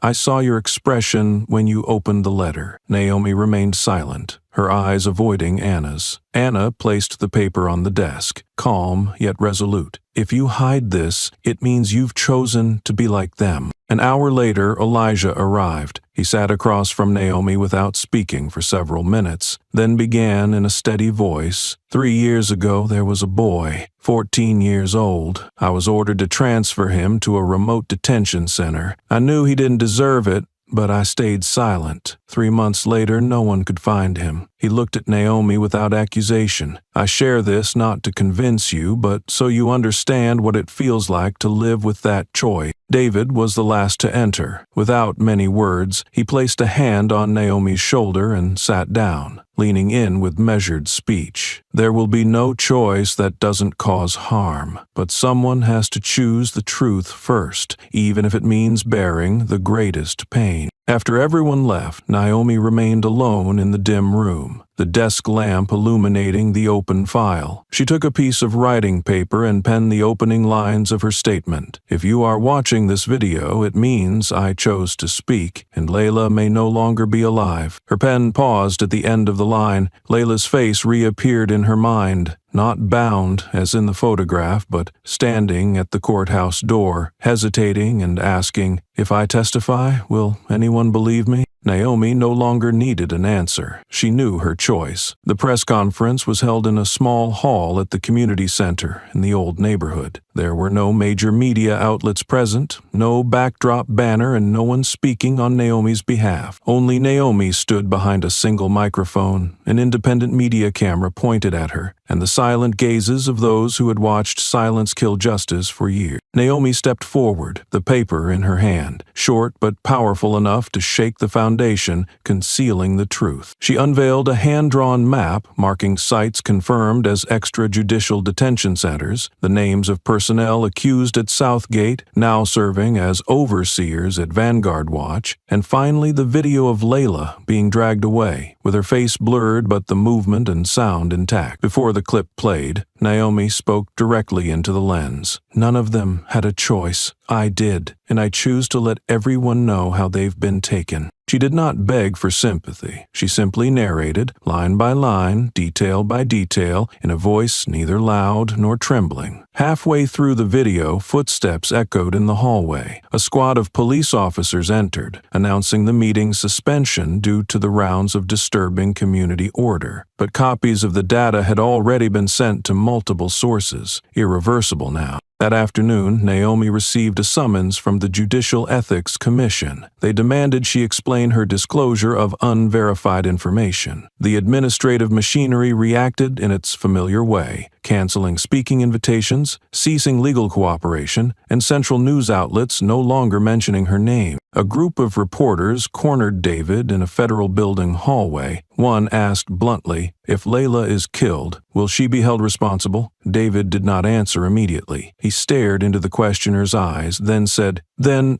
who will answer if she is killed and no one speaks?" That night, Naomi did not sleep. She sat in her office, the desk lamp illuminating the stacked papers. She hand-wrote all of Layla's records, her name, age, former address, and descriptions of each time Layla was brought in for questioning and disappeared. She wrote as though fearing digital data could be erased, believing that preserving identity in ink and paper was the last way to affirm this human once existed, once taken from the system with official coldness. Before dawn, an email arrived in Anna's inbox from an anonymous address. Opening it revealed a short video under 10 seconds long. In it, Layla sat leaning against a wall, her eyes covered, unbound, still breathing. The dim light gave no clue to her location, but that face, Still, the same one Naomi had fought to keep alive at the boundary of life and death remained unmistakable. Naomi watched the clip over and over without a word. She neither rejoiced nor collapsed in relief. But for the first time in weeks, her hand no longer trembled as it held the paper. She knew the next steps would not be easy, but at least Layla was still there, and the truth had reached a point of no return. Elijah Crane sat silently in the car, his eyes fixed on the glass wall opposite the temporary headquarters of the investigative team. Inside, Naomi had just signed the summons from the Justice Ethics Committee. The dim light blurred through the rain-streaked window. But in Elijah's mind, everything was clearer than ever. He no longer wanted to stay outside the danger zone. The way the system operated to erase people through anonymous decisions had pushed him to his breaking point. As Naomi stepped out, before she could say a word, Elijah spoke calmly. "From now on, I will take full responsibility to protect you, completely. If that costs me my reputation, I accept it." Naomi looked at him for a long moment. They needed no other reasons. Elijah unfolded an old paper map, marking a red spot on the city's western edge, near an abandoned industrial zone. He spoke slowly. "There is someone I have been watching for 3 years. Not out of suspicion, but because she disappeared without reason and came back as if she never existed. Her name is Melinda Brooks." Naomi raised her head, blinking. Layla's mother. They arrived at the house late in the afternoon. The weathered wooden house had peeling walls and overgrown weeds in front. Melinda Brooks sat on the porch, unsurprised to see visitors. She looked at them with tired, swollen eyes. Naomi stepped forward and introduced herself. Melinda turned away, no greeting, no invitation inside. Elijah mentioned Layla's name for the first time, but Melinda remained silent. The second time, her hands clenched the wooden chair tightly. By the third, she turned back.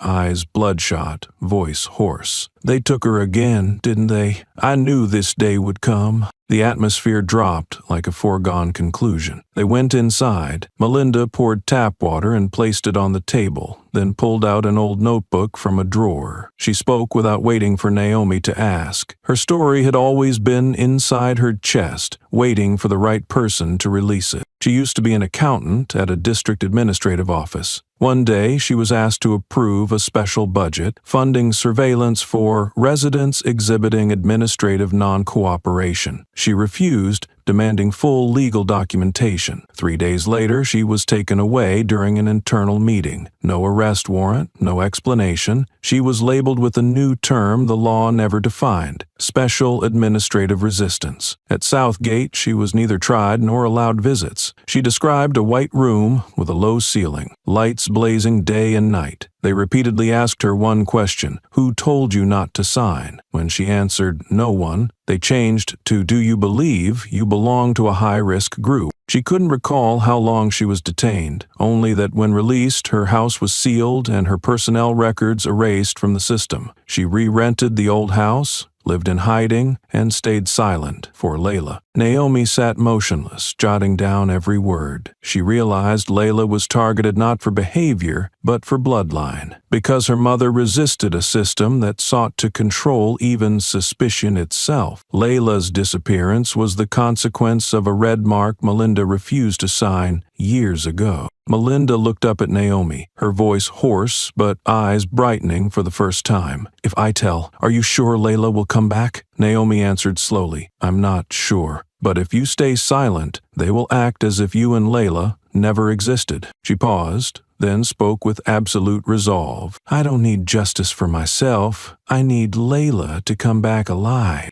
Naomi nodded. They didn't shake hands. They looked at each other as survivors of the same system. One had been silent too long, the other no longer allowed herself silence. Melinda Brooks sat upright, hands on the rough wooden table, the weak yellow light casting shadows on her sun-darkened face. Naomi turned on the recorder, said nothing further, and just nodded. Melinda began telling her story evenly, without drama or hesitation, as if she had rehearsed this moment many times. "The day I was taken was a closed meeting. I was called into a room without notice. They said I had contact with opposition groups, signs of agitation within the administration. I asked for evidence. They said, signs are enough. They took me immediately. No bag, no phone call. The unmarked van, the driver unseen, took me to a nameless place. Melinda paused, sipped water, then continued, eyes unblinking. They locked me in a white room, low ceiling, no windows, lights on, day and night, no sense of time. They didn't torture in the old way. They talked, took notes, and repeated the same questions until I doubted my memory. They asked what I thought about Homeland Security policy. I said I didn't know. They said that was a problem. Naomi tilted her head, taking notes, watching the witnesses' expressions. Melinda continued more steadily. While detained, I saw a few young people, mostly black,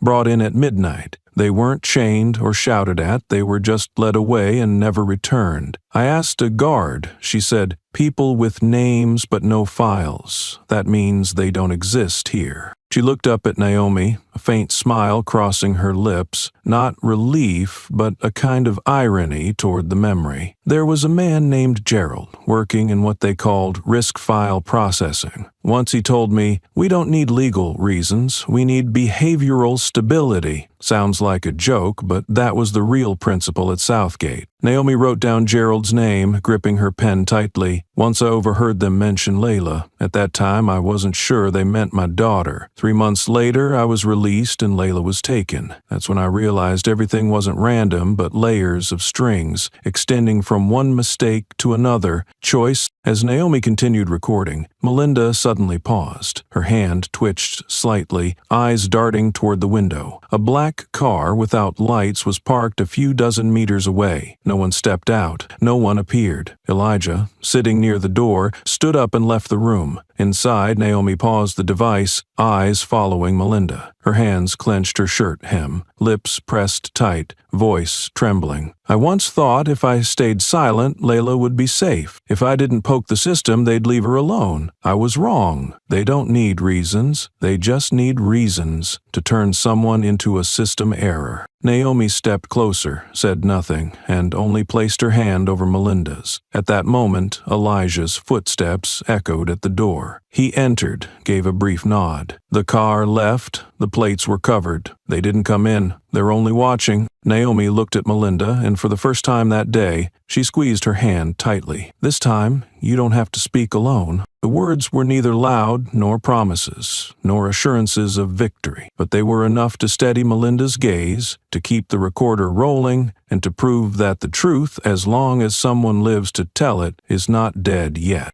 Naomi sat alone in the data vault of the Eastern Regional Federal Court basement, the light from her desk lamp casting shadows across the weathered face of someone who had faced seemingly unshakable systems. On the desk lay dozens of files detailing class action lawsuits submitted during the peak period related to Southgate. These complaints had been filed by human rights lawyers representing families whose loved ones had been unlawfully detained or died while in custody. As Naomi flipped through a file labeled P2010F, she froze. The lawsuit had been officially dismissed by the State Justice Office, stamped with the reason, insufficient grounds for trial. There was no detailed explanation or request for additional evidence. The signatory was Karen Fields, assistant attorney, her neat, sharp signature familiar from documents Naomi had handled during her investigation. She paused for a few seconds. What had once seemed like faint details now became clear. Karen was not only the leader of the group of women who slandered her in the Paradise neighborhood, she had also played a direct legal role in blocking early attempts to sue Southgate. Naomi cross-checked Karen's personnel record and found an edited timeline, marking 3 weeks after Naomi began requesting Southgate data last year, a matching target, a matching time frame, and a reason no longer defensible as coincidence. She left the archive and went to the criminal records storage room, where original paper files were kept. There, she met Brenda, a veteran administrator who had worked with the filing system for over 10 years. Brenda clearly recalled when Karen appeared and requested that the lawsuit status be changed from in process to dismissed. She said no one dared question it, as it was an order from the highest administrative level. Yet Brenda kept a scanned copy of the original content, something Karen never expected to survive. Naomi requested a copy, thanked Brenda silently, and returned. She needed no further verification. The structure was clear. The issue was no longer an individual's actions, but the position of that individual within a manipulation chain disguised as a legitimate system. She sat down,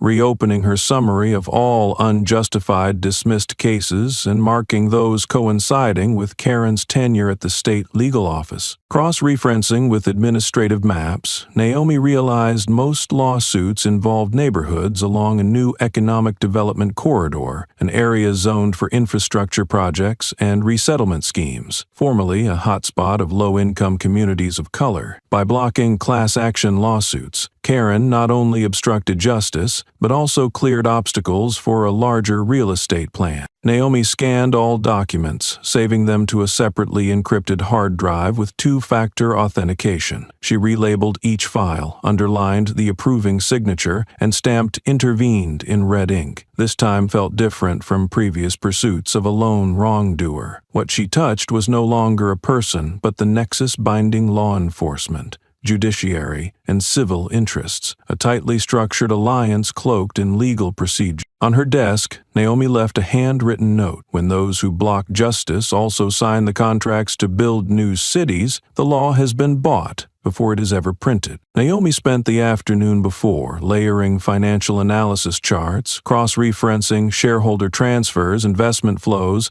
and Southgate peripheral real estate projects. The data did not lie. Only patience could trace each link. The Larkin Group emerged like a shadow behind the seemingly harmless administrative curtain. This corporation had proposed a restructuring project for neighborhoods around Southgate Prison, aiming to upgrade communities and promote sustainable development. Though skillfully worded, the attached documents listed a separate category: classification of residents with criminal records, security risks, or previous detention. Tracing all sub-project names from that period, Naomi found a telling overlap. Every redevelopment area matched a class action lawsuit dismissed by Karen Fields. Each dismissed suit tagged the zone as a social instability hotspot, a euphemism to avoid human rights inquiries. Each administrative decision led to concrete outcomes. Residents were forcibly relocated, stripped of legal rights to resettlement, and the land was cleared for Larkin Group's development. The deeper she delved, the more Naomi saw that Karen's hand exceeded that of an assistant attorney. In the latest Larkin Group shareholder adjustment documents, an unfamiliar name appeared repeatedly: Catherine E.L., co-owner of an intermediary company specializing in legal processing for large projects. Naomi verified the identity, licensing dates, and office addresses, and found that this legal entity served as Karen Fields' proxy. The legalization of Karen's connection to Larkin Group was perfectly concealed. In the newest shareholding update for Larkin Group, Naomi found Edward Larkin, CEO and direct signatory of expansion plans for the Southgate area. No public mention existed of a personal link between him and Karen. Yet in a 3-year-old local media archive photo, Naomi spotted them standing side by side at a private seminar, their gaze far from merely professional. As the structure became clearer, Naomi recognized the silence of oversight agencies as deliberate consequences. Class action suits dismissed for lack of standing were in fact shields protecting land grabs under the guise of legality.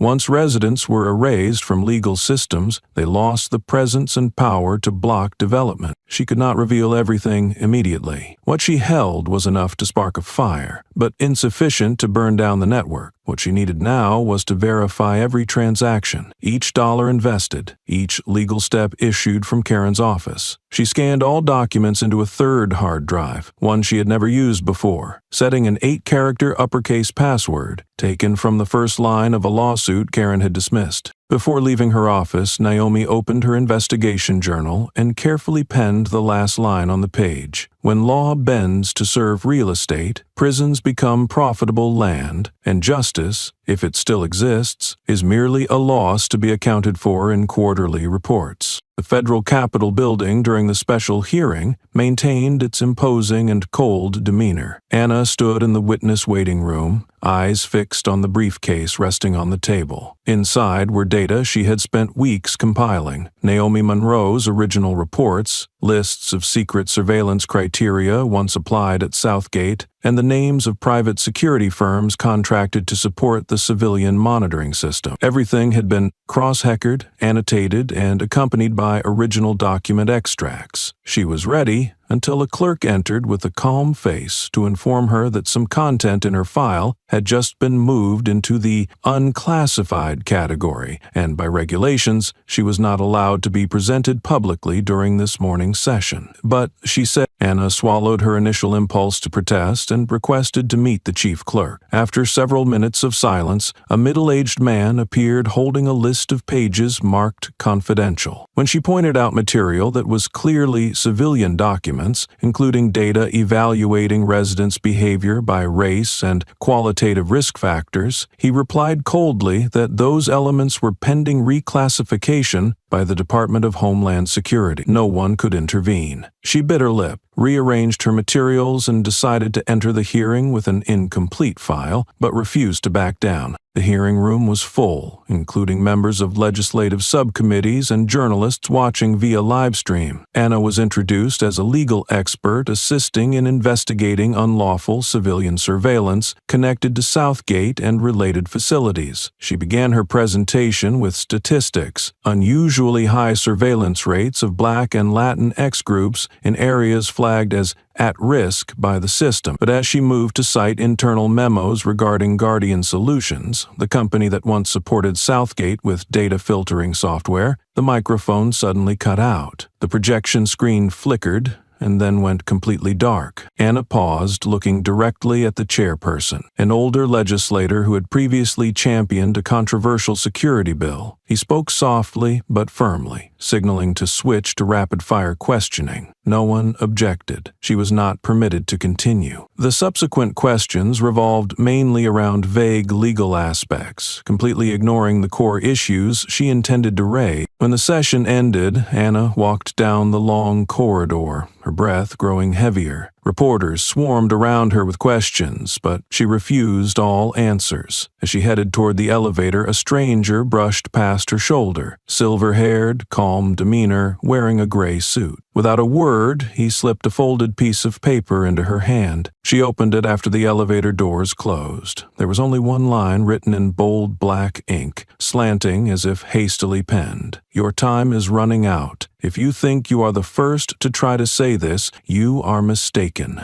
Anna stood silently, eyes fixed on the words, her heart heavy. Not out of fear, but because she understood that everything Naomi had warned about was taking shape. Not in shadows, but right in the light, shielded by procedure, power, and names that never appeared in any record. Anna left the hearing room with a heavy emptiness in her mind. She waited for no one and did not look back. In the car, she remained silent, clutching the empty briefcase tightly. When she arrived at the office, it was fully dark. The hallways were empty, lit only by the dim yellow glow of automated lighting. Entering her workspace, she powered up the computer and waited for the screen to light. After a few seconds, only a simple white message appeared on a black background. Operating system not found, a clear sign that the hard drive had been tampered with. She removed the drive and tried plugging it into a backup testing device. Every file had been wiped clean. The system had been reset, as if no one had ever worked there. Reports, presentations, and citations Naomi had provided, cross-hectored and verified, all gone. Her colleagues continued working normally. No one else experienced such issues, only her, alone. Back at her desk, she checked her phone for emails. In the recent access list to her personal Google Drive account, an unfamiliar IP address appeared from an internal server zone in Washington. unrelated to any civilian agencies she knew. The last accessed file was a risk analysis report on the surveillance system, now residing in the trash and permanently deleted. Anna dialed Naomi. The screen showed out of coverage. She tried David's alternate number, but there was no response either. Messages went unanswered. She stood up, crossed the glass door, and looked down at the parking lot shrouded in darkness. The sense of isolation grew more tangible with each passing minute. She realized something had exceeded the scope of documents and authority. That night, while typing manual notes, the office phone rang. The number was anonymous, the tone slow and measured, with pauses as if the caller was holding their breath to gauge her reaction. "You know too much. You should learn to pick your battles." Anna was silent for a moment, then replied, "I have chosen, and if my mistake is believing the system can be fixed, then I accept the fault." A faint laugh escaped the man's voice. "You still believe there's the law to play by?" The line went dead. She set down the phone and headed out, locking the door by habit. On the tiled floor in the hallway, a file folder lay neatly placed without any cover or label. She bent down and gently touched its spine. It was a hard copy of Naomi's report, kept private and never shared with any official agency. The cover was marked in bold red. "This file is not lost.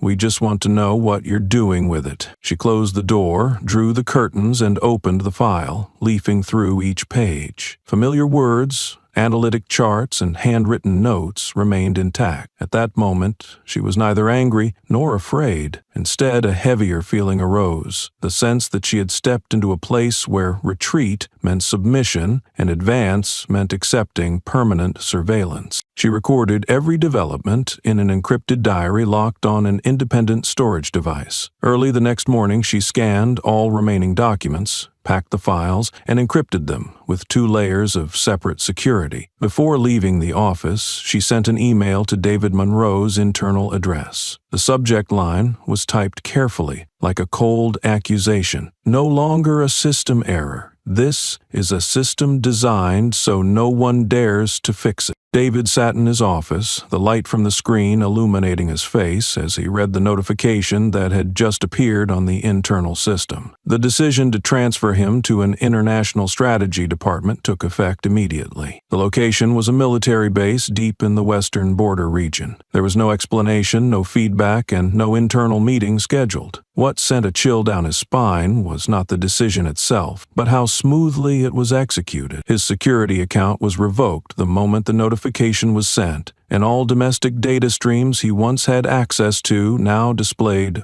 unauthorized access. His personal phone rang. On the other end was an old colleague from the Foreign Office, speaking briefly and decisively. "Someone is cleaning up your influence in the federal district. They don't want Naomi to have any protection left." At the Federal Investigation Office, Naomi tried to access the Southgate files but was met with an access denied message on the system's homepage. She tried 3 more times using her old credentials, but all failed. The error code indicated her account was under review. When she called the technical department, a hesitant employee told her her account had been flagged for exceeding access levels and using unverified data. She took her phone and went straight to the central operations area. At the reception desk, she asked to see the head of internal oversight. She did not receive the familiar nod she was used to. Instead, a young employee she had never met came out from an inner office. His voice was low, avoiding eye contact, holding a printed letter. "Sorry, he cannot see you today. Actually, there is no one left to approve this request." On the desk, a notice was posted on its back. "Naomi Monroe, access suspended, pending behavioral process review." She gave a cold smile, nodded, turned, and left without a word. As she left the corridor, an old acquaintance from the Security Data Institute quietly approached and whispered, "I know you had temporary clearance during the Southgate investigation. That access is no longer in the system. Someone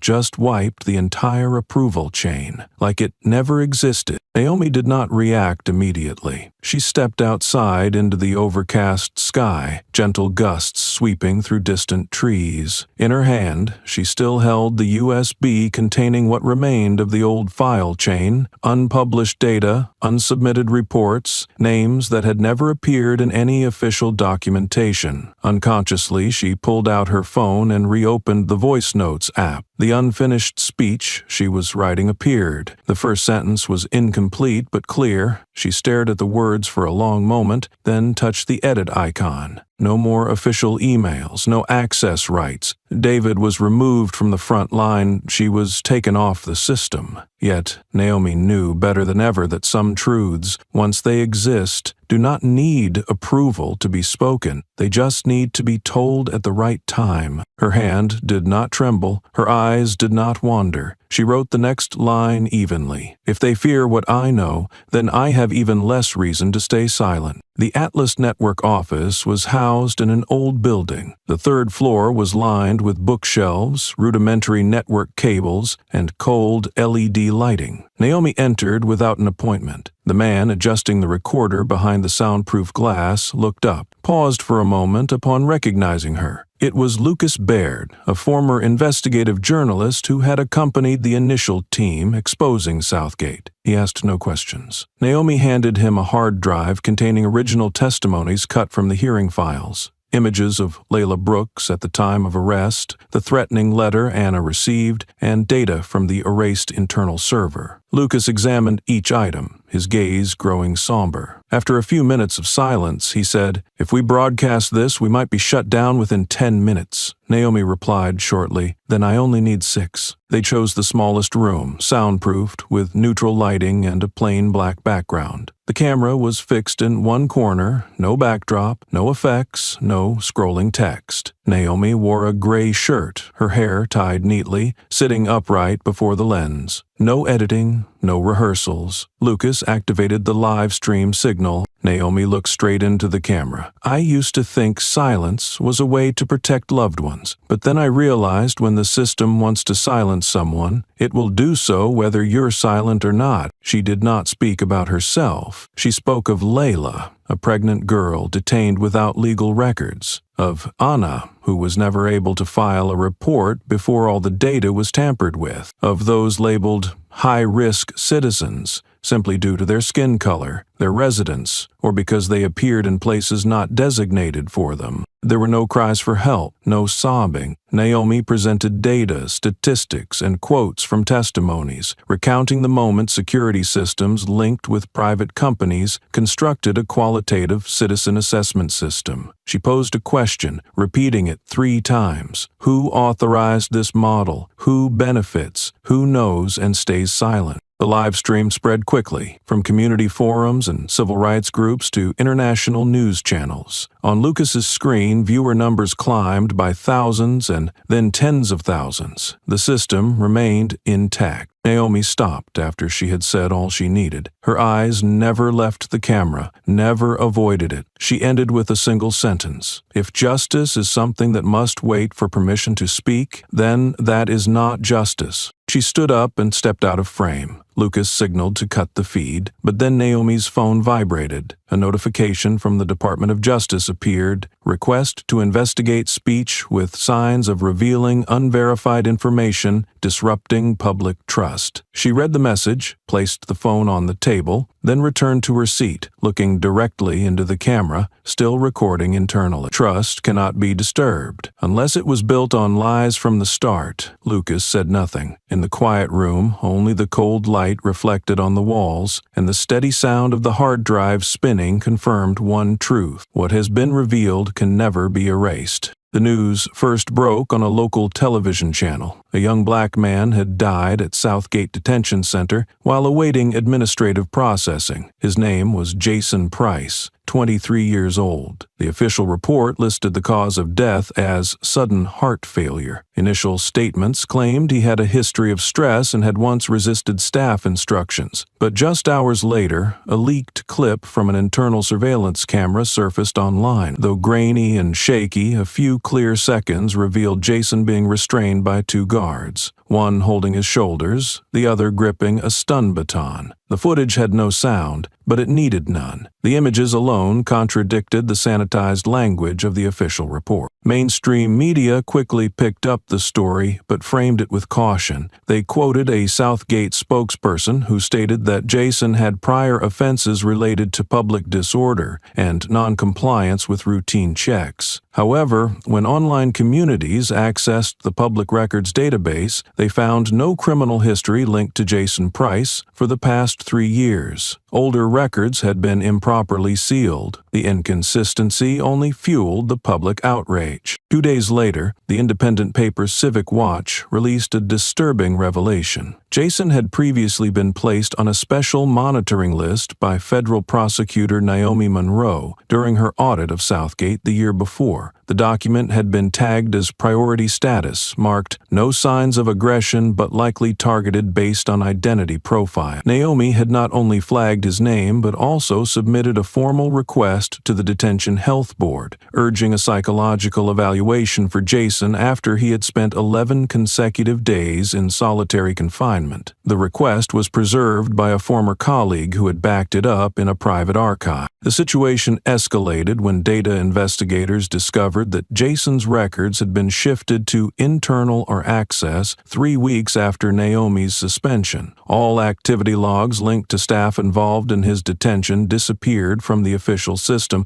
including watch duty reports. Public discourse no longer described Jason's death as an accident. They began referring to it as the first red mark, a bloodstain on the Southgate map. The phrase caught fire, spreading alongside an image of the detention center's floor plan, marked with red X's each time a case was discovered to have been buried. The red marks soon multiplied as citizens dug up old headlines of deaths the local media had once ignored. In a short interview, a human rights attorney stated, "This stain cannot be erased by paperwork, and certainly not by prolonged silence." Naomi followed everything from her temporary office. She didn't speak out, didn't post a statement, but when she opened the old case files again, the first thing she underlined wasn't a warning, it was Jason's name, scribbled in the lower corner of the page. One simple note read, "No aggression, no disorder." Afraid of the flashing light in the cell, extremely low response capacity, she closed the file slowly, her eyes resting in a painful stillness. Sometimes the truth gets buried not because it's too dangerous, but because people decide the victim isn't important enough to protect. This time, the blood had spilled while the system was still recording, and this time, it wasn't the end. The Tribune published the story just before dawn with a stark headline, "The Letter That Was Never Answered." Inside,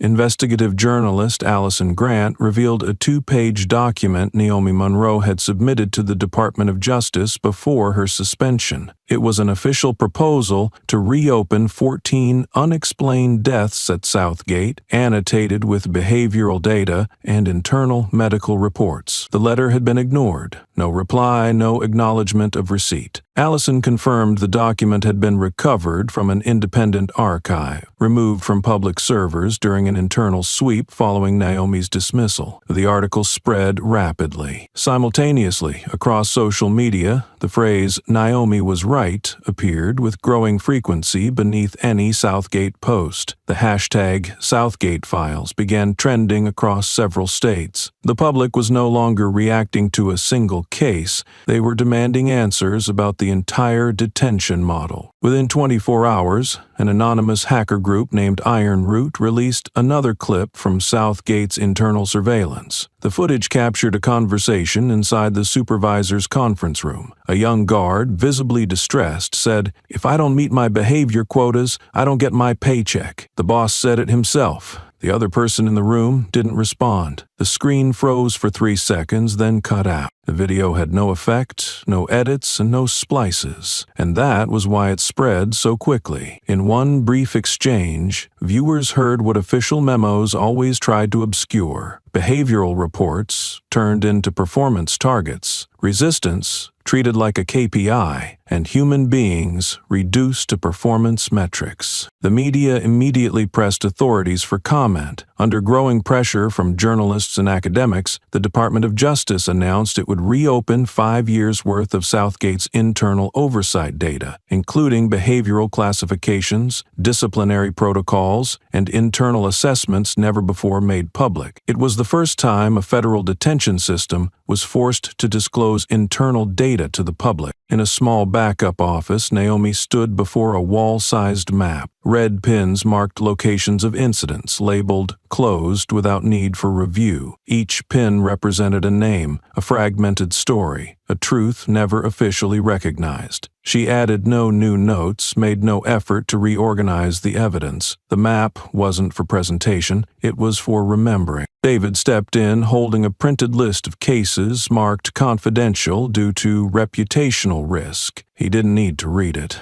Naomi didn't need to explain. They both knew that none of this was a surprise. It was the consequence of silence that had lasted far too long. Naomi touched a red pin near the lower corner of the map. She whispered, not to David, but to the records long buried beneath red tape. We've lived long enough to know the system won't fix itself, but long enough to understand this. If no one keeps track of every bloodstain, there will be nothing left to compare against the truth. The hearing room was so quiet that the soft rustle of pages turning from the stenographer in the corner could be heard. A bright white light shone directly onto the witness stand, casting a single sharp beam across the deep blue carpet. The public seating had filled early, while a few unusually empty chairs marked the delegates' section. Anna stepped in from backstage, standing upright, her gaze sharp without being confrontational, enough that no one could ignore her. She carried no documents, offered no smile, and did not lower her head. The hearing coordinator tilted slightly, perhaps to prompt her, but Anna was already at the microphone. The camera gears moved with a soft hum. A few reporters raised their recorders, but no one spoke. Anna waited for a few steady breaths, then began in a low, even voice. I once stood beside a car that wasn't mine. I was 14. When they asked for my papers, I asked why. They said it was because I was standing too close. Someone coughed softly from the corner, but Anna did not stop. Years later, a woman was detained because she was carrying a purse that didn't match the place where she stood. No one asked if the purse had papers. They asked who she was and why she was there. Pins paused mid-sentence. Anna lifted her head and looked directly at the front row. There was no preamble, no setup. She asked, "Who designed this system, and why does it always know how to target those without the right to be wrong?" No one answered. Some delegates looked down at their folders, others gently shook their heads, not in disagreement, but to avoid meeting her eyes. A few younger attendees leaned slightly forward, waiting for what she would say next. Anna's tone remained steady, not louder, not forceful. I know many people have sent messages of support, encouragement, even said I was so strong, but I'm not here for comfort. What brought me here has never been pain. It's the way people found a legal path to make me feel I should be silent. She paused for exactly one beat. In the stillness, a reporter placed his pen on the table edge and sat upright. A young black boy in the back row kept his eyes fixed on Anna, his hands clenched tightly, as if holding on to something more important than anyone could see. I don't need a shield. I need those guns not to point at me first. I need those eyes to stop defaulting to suspicion, to stop treating me as questionable, examinable, expendable. Anna didn't break her pace. Each word was clear enough to settle into the minds of everyone in the room. A soft chill moved through the air-conditioned room. No one spoke, no phones rang, and no one dared claim they had fully understood what she had just said. Anna stayed right where she was, not moving, not bowing in thanks as is customary after public testimony. The light beneath her feet made the entire room seem to fall away. She took a deep breath, slow and deliberate, as though trying to hold on to the echoes just released into the air. "Layla Brooks," she said, as gently as one might call a departed loved one. 17, pregnant, never committed a crime, detained for not looking legal enough, no record, no detention log, her family received no phone call, and when people finally asked, the answer was, "We don't remember how she got here." No one stirred. A few reporters exchanged glances. They had heard Layla's name, but never the details. If there hadn't been a live stream camera that day, if no one had stopped and hit record, how badly would we have been smeared? Anna raised her head again. Her eyes weren't angry, just cold, like a question that had stopped needing answers. I don't want to be the lucky one who survived because someone happened to press record. I want to live like a regular person, not lucky, not waiting for someone to act at the right time. Chairs creaked faintly. Someone leaned forward as if to speak, but no one interrupted. Anna glanced across the delegate row. Still, no names were mentioned. She didn't single anyone out, but the question she raised could no longer be ignored. Who signed the surveillance order? Who decided that a case file could be marked sensitive just because its owner once investigated Southgate? She paused, then added, who dismissed the 2021 class action lawsuit where those beaten in holding cells never saw daylight again? A faint camera zoom clicked. Anna continued. Who allowed an illegal detention center to operate in the Capitol without a single elected official ever questioning it? Who authorized the private contract while overseeing it with taxpayers' money? Her questions kept coming. Not aggressive, not emotionally charged. She made no personal complaint, but each question landed like a fist on the cold wooden desk, cracking the silence that had been so carefully constructed. When Anna finally stopped speaking, she didn't check her watch. She simply remained quiet, and the entire hall fell into a strange stillness. No coughing, no rebuttals, just 10 seconds that everyone present would remember forever. A white woman in the center row raised her hand, lips parted, to ask something, but Anna had already stepped away from the stand. She didn't ask for closure, didn't thank the organizers, didn't wait for applause. As she passed the aisle near the exit, a little girl, maybe 9, stood up and gently touched the sleeve of Anna's coat. No one told her to. No one stopped her. Anna turned to look at the child. She said nothing, but in her eyes was everything. In that moment, a journalist put down his pen and turned the camera toward the girl, realizing the real story wasn't on the podium. When Anna left the room, no one rose to escort her, but millions had begun sharing the live-streamed video. It wasn't because she shouted or cried. It was because every word she spoke felt like a truth that had never been allowed to surface. The hashtag "I am not an exception" began appearing beneath every video, every article, every point of view, and for the first time, people were forced to reconsider a question they had grown too used to ignoring. Justice for whom exactly? The news bulletin aired on an unannounced morning. There was no press conference, no official statement from the head of the department, just a short excerpt appearing on the Justice Department's web portal. An independent investigative committee on abuse of power within law enforcement has been established under a special proposal by the Congressional Human Rights Commission. The line sat among hundreds of other notices, unbolded, unexplained, but anyone who had followed Naomi's story knew exactly what it meant. After years of petitions disappearing into the system, after countless incidents labeled sensitive and shelved indefinitely, this was the first time an independent body was granted access to records that previously only a select few had the authority to view. There were no loud victories, no cheering crowds, but legal professionals quietly acknowledged that something had started to crack. Elijah Crane was the first among the new lists of witnesses to submit a testimony. He arrived at the hearing office carrying a worn silver fabric bag. Inside were audio recordings, several handwritten letters, and excerpts from a journal he had kept while working at Southgate. Elijah did not bring a lawyer. He said he had stayed silent for too long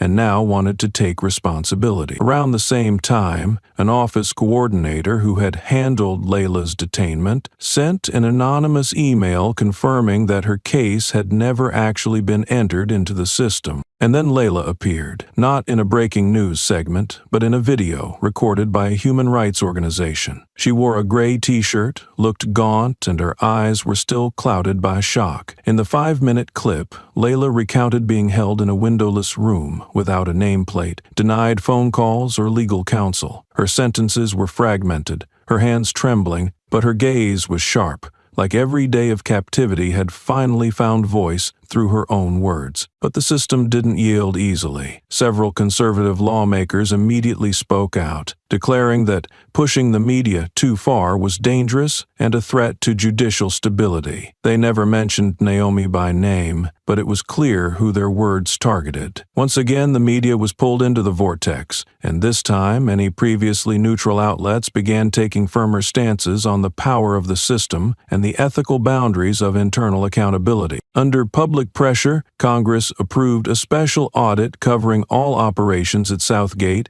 and other detention centers operated by private security firms. They demanded full disclosure of contracts, detainee lists, and encrypted records marked as active monitoring. Within the justice sector, a clear divide began to emerge. Some remained silent to protect their positions. Others began to speak up. A reformist faction slowly took shape, with organization and voice. Those who once feared isolation started sending letters of support to Naomi, or at the very least, supported revisiting the internal process. Yet the outcomes did not unfold so easily. Naomi was retained in her role, but reassigned. The transfer document arrived at her desk with a brief explanation: personnel redistribution aligned with workforce balancing strategy. Her new position was within the Office of Public Petitions Review, no longer in criminal investigations, no longer authorized to initiate cases. She made no complaints nor requested a meeting with superiors. Quietly, she packed her things, unpinned an old photo from the wall, the investigation team at Southgate, on their first day. Everyone in the photo had either left the field or been relocated. That photo was the only thing she took with her. Slipping it into a fabric bag, pulling the zipper shut slowly, she left no message behind. But the look in her eyes as she exited the office stayed with the young assistant outside. It wasn't the look of a defeated person, nor did it carry bitterness. It was the look of someone who understood that what matters most often begins from things no one sees clearly, like how an investigation sometimes starts with a single discrepancy in a file. And Naomi knew this was not an end. This was another kind of silence, but this time it didn't belong to her. She left the new office building as late afternoon approached. A soft breeze brushed against her coat, carrying the scent of damp pavement recently watered. No one saw her off, no voice called her back.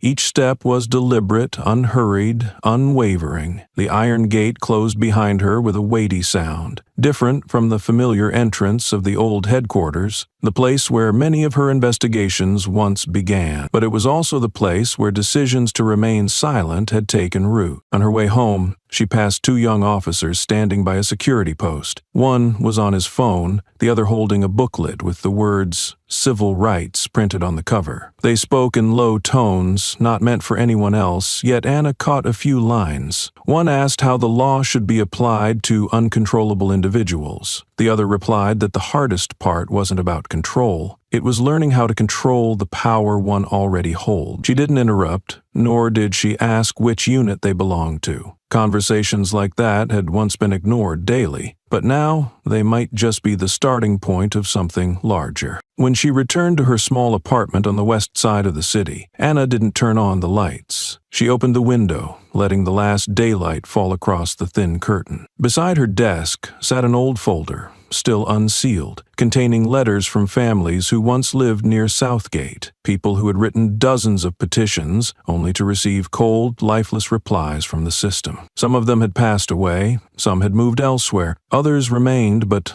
no longer hope. Anna sat down, pulled out a blank sheet, and began writing slowly. "To my successor, the one who will sit in the seat I once thought could change everything." She didn't write much. The letter wasn't meant to explain nor to boast, just a few practical notes, some hard-won warnings, and a final reminder that the system doesn't need to change overnight, but it must be illuminated from the dark spots people try to conceal. She placed the letter in an envelope, left it on the bookshelf with the archived documents. There was no name on the envelope. She knew someone would read it if they truly wished to occupy that seat for the right reason. A week later, at the congressional headquarters, a new hearing began. The speaking seat was given to a young lawyer named Jamal Carter. He had once been Anna's student, once subjected to administrative checks for bearing the name Carter in a neighborhood marked stark white on the residency map. Jamal didn't read a prepared speech. He simply told 3 stories he had witnessed but never had the chance to formally record. Each story was brief but echoed loudly through the grand hall. He ended with a question. If all data can be altered, then what can still be considered evidence?